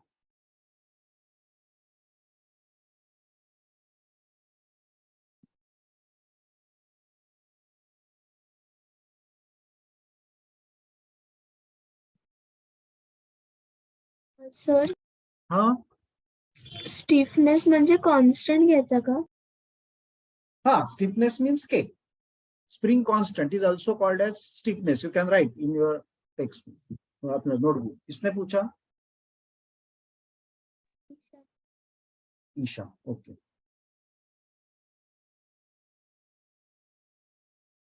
अथर्व चल रहा है ना, तनिष्का समझ में आ रहा है सब? Yes sir. वैष्णवी को, यस सर। सृष्टि को चल रहा है क्या? सृष्टि का थोड़ा नेट कनेक्शन नहीं होता है, फिर भी तुम मैसेज डाल सकते हो, सृष्टि है क्या? नहीं, शी इज आउट। सर मैं हूँ। हो क्या? ओके, समझ रहे हैं ना?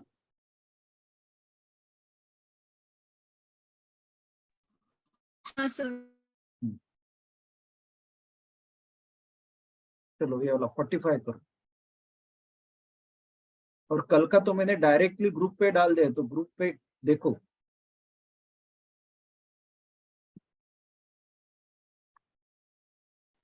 सर हम्म, सर वो आप मेरा नंबर ऐड कर सकते हो क्या? वो मम्मा पूरा दिन ऑफिस में रहती है। हाँ चलेगा। किसका नंबर बोलो? एक मिनट रुको।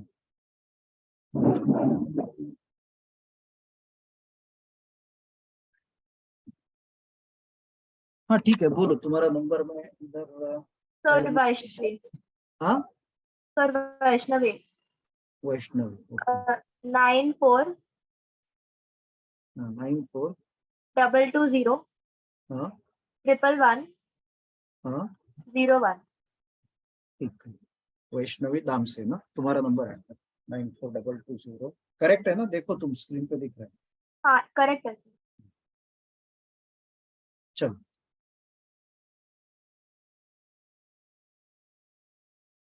45, today's last question.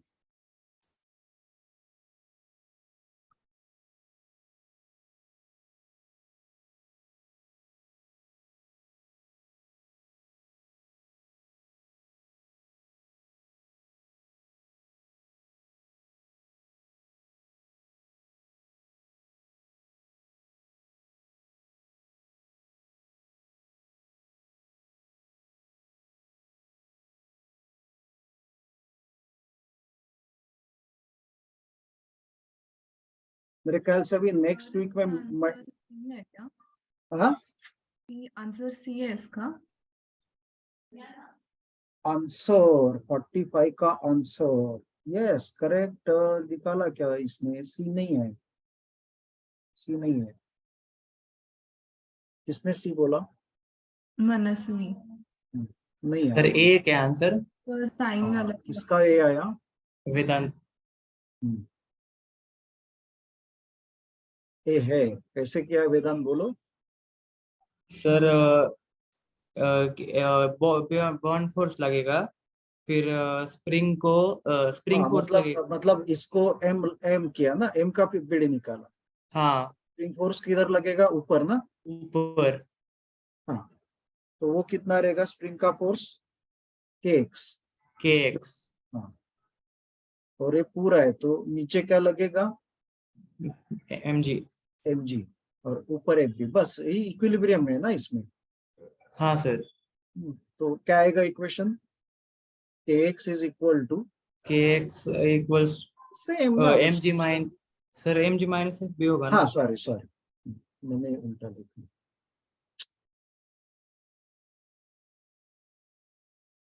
एक मिनट।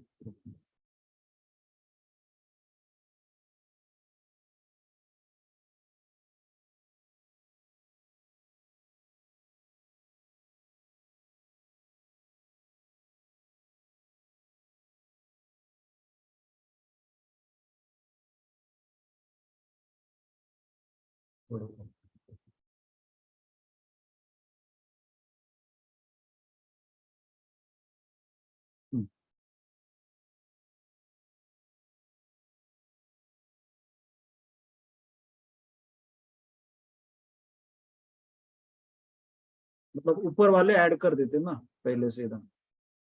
मतलब kx प्लस एफ बी ना। के बाकी लोगों एक्स का हो गया। Plus F B equals to M G. Correct. और हमको निकालना क्या है? x। एक्स निकालना है। तो x इज इक्वल टू क्या हो जाएगा? M G minus F B by K. बाहर से फोर्स बाय के, जो भी है कैपिटल भी लिखा तो कैपिटल भी लिखो। चलो कैपिटल अपॉन के। और फिर बायंसी फोर्स कैसे लिया? पूरा सर का पूरा। वीडी पकड़ा है। हाँ जी भी आएगा ना। हाँ वीडी जी पकड़ा है, VD ji.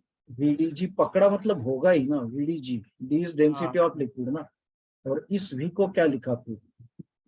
Mass by density. हाँ ये तो कल ही किया था ना हमने इस टाइप में। Yes sir. इस टाइप में तो कल ही किया था। इसका भी कहाँ से लिखना है, तो बॉडी के डेंसिटी से लिखना है, मतलब इसमें है ही नहीं कुछ ऐसे। तो कॉमन क्या है? mg/k। हाँ, mg/k। तो mg कॉमन है तो इधर कितना बचेगा? 1 माइनस 1 माइनस स्मॉल d/d। हाँ ठीक है, अभी थोड़ा टाइम 1-2 मिनट में करेंगे। 46 करो, चलो लास्ट। ये तो जल्दी हो गया, ये वेदांत ने तो एकदम सिक्सर मार दिया। चलो 46। वेदांत अभी आ रहा है कि नहीं कॉन्फिडेंस? हाँ सर आ रहा है। मतलब प्रॉब्लम्स आ रहे हैं अभी, जम रहे हैं। Sir sorry.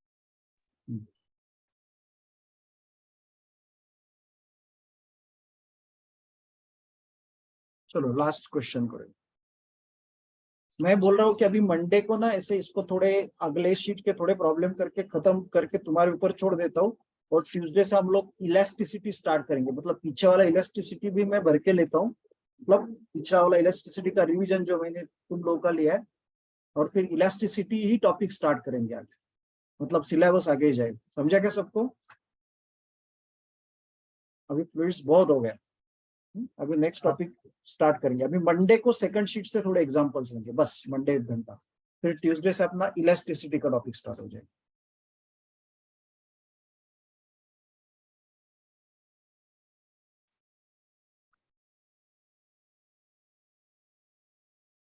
तो अच्छे से ध्यान लो सब केयरफुली कि अगर हम लोग ऐसे में बोल रहा हूँ कि क्लासरूम में 12th का ऑफलाइन 2 दिन और 1 दिन ऑनलाइन, और 11th का ऐसा रात को बैठेंगे ना, बाकी दिन ऐसे। तो 11th का भी ऐसे ऑनलाइन में मेरे देखो बहुत अच्छे से होता है, मतलब सबका नाम ले लेके समझ में आ रहा है कि नहीं। एक बार स्पीड पकड़ लिया तो बहुत ऊपर से भी ऑनलाइन में हो जाएगा। 11th का पूरा पीछे का सितंबर में कर लेंगे ऑनलाइन। समझा क्या सबको? सर हाँ बोलो। सर वर्क पावर घेता येईल का? नहीं अभी नहीं, मैं मेरे हिसाब से लेता हूँ। क्यों, कारण तुम्हारा टेस्ट? वापरतायत सगळ्या ह्याच्यात आणि मग ते कळतच नाहीये काय नहीं करायचं. नहीं नहीं नहीं नहीं, डोंट वरी, वो मैं अलग से लेता हूँ work for energy. Don't worry, तुम छोड़ो उसकी चिंता मत छोड़ो। फिजिक्स तुमने मेरे ऊपर डाल दी है, समझा ना? तो वहां पे क्या यूज कर रहे हैं, वर्क पावर एनर्जी सब जगह यूज कर रहे हैं। कुछ नहीं समझ रहे हैं, हमारे इधर होगा तो बिल्कुल समझेगा। अभी फ्लूइड समझ में आ रहा है कि नहीं पूरा? वैसे समझेगा। डोंट वरी, मेरा सीक्वेंस मैं बराबर डिसाइड करता हूँ।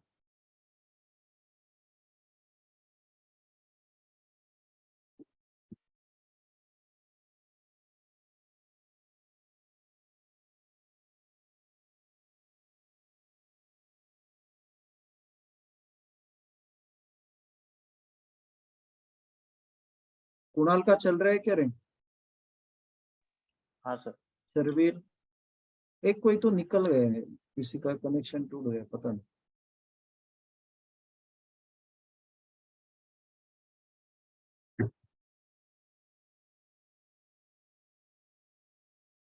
तो मंडे खत्म कर दे इसको। फिर भी काफी कुछ करने के लिए तुम लोगों को करना पड़ेगा सब शीट्स।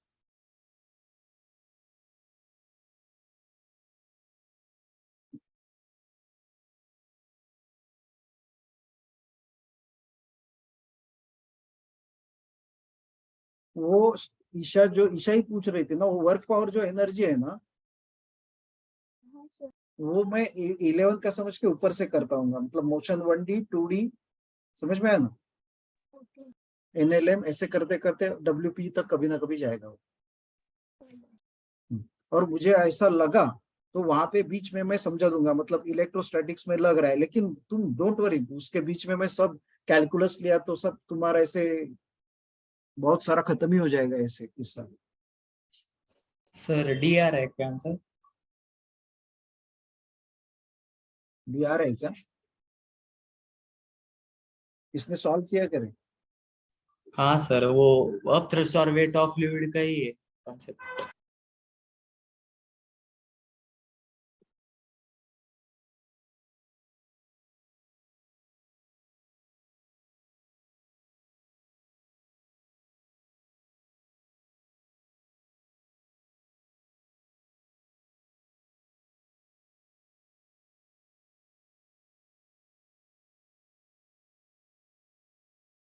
क्या पूछा इसमें, hemispherical portion of radius R is removed from the bottom of the cylinder, मतलब ऐसे हेमिस्फेरिकल रखा है इसको। The volume of the remaining cylinder is V, मतलब बाकी बचा हुआ जो है उसका वॉल्यूम V है, एंड उसका मास जो है वो m है, mass is m। It is sir suspended. आपने स्क्रीन नहीं शेयर किया है। अरे ओके, पहले पहले किया था क्या, जो सॉल्व किया था, हाँ वो किया था। मतलब स्प्रिंग के टाइम पे। एक मिनट, नव्हतं तेव्हा sir. please one to me, when I solved this problem, have I shared the screen? इस प्रॉब्लम के लिए किया था क्या? हाँ सर, नहीं तब सर. था। नाही सर. केला होता का स्क्रीन शेयर? नहीं सर, नहीं दिख रहा था. नव्हता केला. हाँ, अरे तो बोलने का ना स्क्रीन कभी, वो मैं वापस कुछ, ये देखो अभी तो लिखा कि नहीं तुम लोगों ने प्रॉब्लम, इमीडिएट बोलने का सर स्क्रीन शेयर नहीं है, नहीं दिखा तो, मतलब थोड़ा आदत डाल लो। ये देखो ये मास, मतलब वापस मैं बता देता हूँ, ये मास है, उसका नीचे mg, ऊपर ab, इमीडिएट बोलने का स्क्रीन शेयर होना ही चाहिए, मतलब मैं भूल जाऊंगा तो बता दो कुछ तो गड़बड़ हो गया था वहां पे, ठीक है ना। और ये स्प्रिंग ऊपर फोर्स लगाएगा, इमीडिएट बोलने का नहीं दिख रहा है तो मैं से हवा में कभी बातें नहीं करता, ठीक है ना। तो ये kx लगेगा ऊपर, स्प्रिंग का ऊपर kx, नीचे mg, ध्यान दो वेरी केयरफुली, नीचे mg और वापस बायएंड फोर्स ऊपर, तो बस ये बैलेंस होना चाहिए। तो kx plus ab is equal to mg। कभी भी इसके बाद याद रखना, सर स्क्रीन नहीं शेयर, आरोही तुम कैसे चुप गई बोलने को? सर तो एक्चुअली मेरा वो पहले ही हो गया था तो हाँ ठीक मुझे है, लगा सिंटेक्स। तो x का वैल्यू कितना होगा, तो x का वैल्यू कितना होगा, kx इज इक्वल टू कितना, mg माइनस ab, तो हमको निकालना तो है x, तो x के लिए k नीचे जाएगा, सो mg minus ab, mg minus ab upon k। और बायएंड फोर्स कल जो प्रेजेंट, अपने क्लास में जो प्रेजेंट थे कल, मतलब क्लास परसों लिया था तब, तो बायएंड फोर्स vdg होता है, where d is what, density of liquid, liquid का डेंसिटी d है। सब लोग ध्यान में रखो, मेरे से गलती ऐसे हो गई वापस तो ध्यान में रखना। तो वॉल्यूम क्या होता है, मास अपॉन डेंसिटी, और डेंसिटी है बॉडी का होता है, तो बॉडी का डेंसिटी तो कैपिटल डी दिया। सो यहाँ पे देखो m by D small D G, so m by D small D G, okay. And इसमें से mg कॉमन, बस mg और नीचे के, तो यहाँ पे mg कॉमन आया, mg कॉमन आया तो क्या बचेगा, mg कॉमन आया तो अंदर 1, और यहाँ पे mg कॉमन आया तो क्या बचा, d by D small D upon capital D, that is the value of x, मतलब वो तो बिल्कुल ऊपर के टाइप पे डिपेंडेंट, ठीक है। तो मेरे ख्याल से, हाँ बोलो ना। सर ते अपथ्रस्ट तुम्ही VDG लिहिता ना इथं? हाँ, अपथ्रस्ट देखो, अपथ्रस्ट जो होता है ना, अपथ्रस्ट VDG नहीं होता है, अपथ्रस्ट जो होता है, अपथ्रस्ट का फॉर्मूला होता है V इन इंटू लिक्विड का डेंसिटी। अभी अगर पूरा का पूरा ही अंदर होगा तो ये V इन का V हो जाएगा, ये पूरा अंदर है। अगर ऐसे नहीं है, फ्लोट कर रहा है तो इतना ही है, तो अपथ्रस्ट जितना अंदर है उतना लगेगा, ये लिक्विड का डेंसिटी। तो अभी तो ये पूरा अंदर है, तो अपथ्रस्ट कितना लगेगा, F upthrust is equal to पूरा का पूरा वॉल्यूम, पूरा का पूरा वॉल्यूम इनसाइड है, इनटू लिक्विड का density. What is upthrust, it is the weight of liquid displaced, weight of liquid displaced, okay. तो लिक्विड कितना डिस्प्लेस हो गया है, पूरा का पूरा वॉल्यूम, वॉल्यूम इंटू डेंसिटी, ये लिक्विड का मास हो गया, लिक्विड का mass, volume into density is liquid का मास, डिस्प्लेस्ड लिक्विड का mass into G, okay. And volume निकालना है, तो बॉडी का वॉल्यूम कैसे निकालोगे, तो क्लास में परसों लिया था उसमें बोला था कि बॉडी का वॉल्यूम जो है it is mass divided by density of the body, और डेंसिटी ऑफ द बॉडी दिया है कैपिटल डी, तो V will be m by D, volume of the body is m by D, इतना liquid displace हो गया into display liquid का density into G, इतना upthrust होगा। इनफैक्ट अपथ्रस्ट का फॉर्मूला ये है V इन, अगर तुमने ऐसे आधा ही डुबाया तो आधा ही वॉल्यूम अंदर है, तो जितना लिक्विड डिस्प्लेस हो गया उतना, बट पूरा ही अंदर डाला है तो पूरा का पूरा वॉल्यूम डिस्प्लेस हो जाएगा, जितना बॉडी का वॉल्यूम। हो सर। ठीक है, मेरे ख्याल से 46 नेक्स्ट टाइम लेंगे।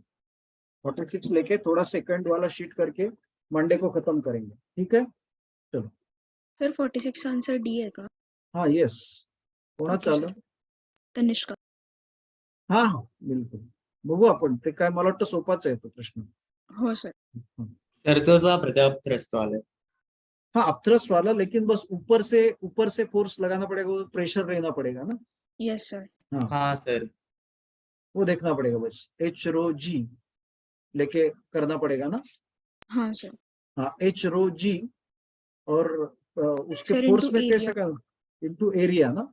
Yes sir. तो Yes, sir. एरिया का सिलेंडर है ना, उसका रेडियस आर है ना, हाँ. तो एच रो जी प्रेशर है इंटू फोर्स में पाई आर स्क्वायर होगा पाई ना? R square. Fire square. हाँ ठीक है, करेंगे अभी तो उसमें क्या है, the force on the bottom, तो मतलब क्या है, ऊपर से प्रेशर की वजह से एक force फोर्स है लगेगा। एफ अप, एफ डाउन बोलता हूँ मैं इसको, एफ डाउन, नीचे से भी प्रेशर लगेगा F up, and at the same time नीचे से और क्या लगेगा, बायंसी, करेक्ट कि नहीं? Yes sir. तो तुम्हारा क्या बैलेंस होगा, बैलेंस कैसे होगा, टोटल बैलेंस एफ डाउन ना। हाँ sir, F Yes, down sir. लगेगा। पूछा क्या है तुम लोगों को, हाँ, ऑन द बॉटम, मतलब वो अपवर्ड डायरेक्शन है, तो इक्वेशन क्या होगा,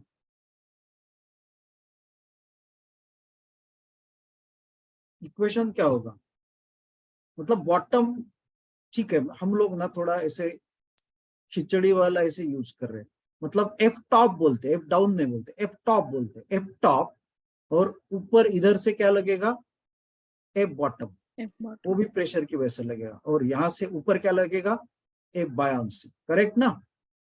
यस सर. तो इक्वेशन क्या आएगा, हमको एफ बॉटम निकालना है ना, यस सर. तो क्या आंसर आएगा,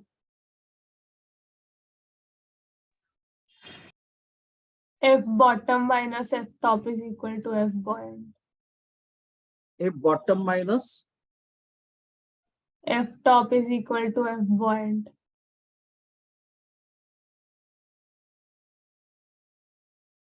F bottom minus F top is equal to F buoyant, ऐसे लगेगा, हाँ सर। हाँ सर. क्यों, क्योंकि buoyant force हमने डिफाइन किया था वो प्रेशर डिफरेंस की वजह से होता है, तो हाँ बॉटम का प्रेशर माइनस टॉप का प्रेशर। हाँ, यहाँ पे ऐसे नहीं लगा सकते, ऐसे नहीं लगा सकते,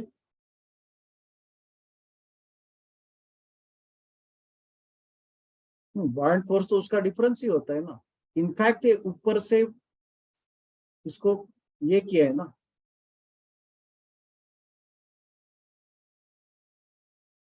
the upper surface, the force on the bottom of the cylinder, और ऊपर से उसको क्या किया, ऐसे छोड़ दिया है ना। हाँ बॉयंट फोर्स तो प्रेशर की वजह से लगता है, ठीक है नेक्स्ट टाइम सबको बता दूंगा, नहीं तो इक्विलिब्रियम में तुम लोग ऐसे भी लिखते थे, मतलब वो गलत हो जाता, क्या लिखते, अगर ऊपर वाला फोर्स मतलब A bottom plus A buoyant is equal to F top, ऐसे नहीं होगा, बायंट फोर्स ही किसकी वजह से जनरेट होता है, F bottom minus हाँ ये F नेक्स्ट टाइम पे bottom थोड़ा minus मैं एक्सप्लेन, हाँ इस प्रेशर डिफरेंस की वजह से, मतलब बायंट फोर्स जो होता है, we will see next time, ये क्लास में हमने डिराइव किया था कि बॉटम में जो प्रेशर लगता है माइनस टॉप में जो प्रेशर लगता है, उसकी वजह से बायंट फोर्स डेवलप होता है। यहाँ पे तुम इक्विलिब्रियम का ऐसे इक्वेशन नहीं लगा सकते कि बॉटम का force plus buoyancy force is equal to top, तो फिर उस केस में बायंट फोर्स कितना आएगा, इस ऐसे सर, तुम तो लिखो, इधर FBD में सिर्फ buoyant force दिखना चाहिए ना, क्योंकि उनके डिफरेंस के वजह से ही हमने वो हाँ buoyant वही तो, सिर्फ बायंट फोर्स ही दिखना चाहिए, बट ये तो नहीं, एबीडी में तीनों दिखेंगे ना, कि नहीं दिखेंगे,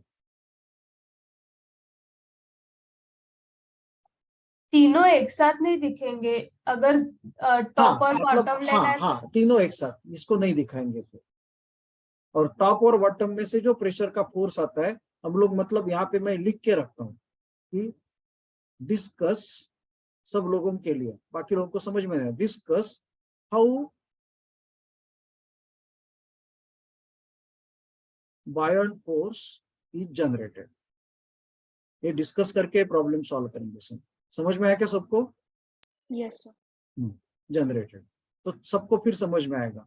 ऊपर से प्रेशर है, नीचे से प्रेशर है, उससे बायोन फोर्स कैसे जनरेट होता है, ये डिस्कस करेंगे। फिर ये वाला प्रॉब्लम सॉल्व करेंगे। Is that clear? चलो bye. Yes, sir. Thank you, sir. फिर मंडे को मिलना है 9:30 बजे, ठीक है? Sir Yes, sir. Yes sir. हाँ, किसको कुछ क्वेश्चन है? सर इसमें टेंशन अपवर्ड्स होगा क्या? नहीं, टेंशन की जरूरत ही वो नहीं है क्यों ना, नहीं बायोन consider फोर्स कर के रहे? लिए टेंशन की जरूरत ही नहीं है,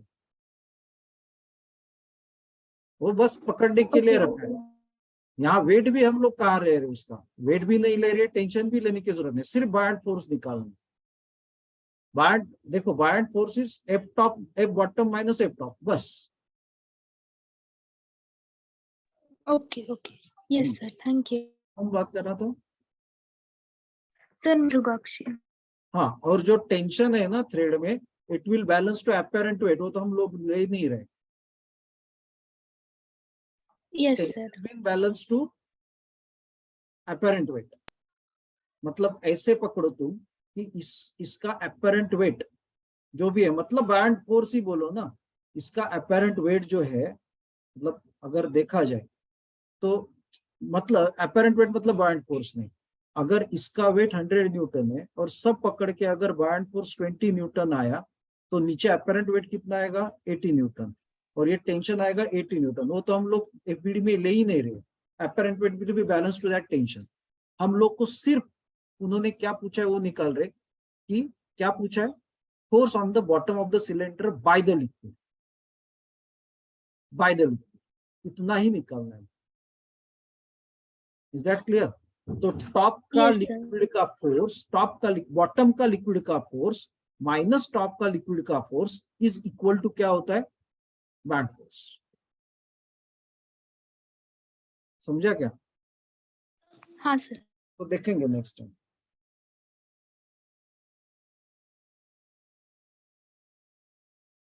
चलो bye. Thank you sir. Thank you, sir.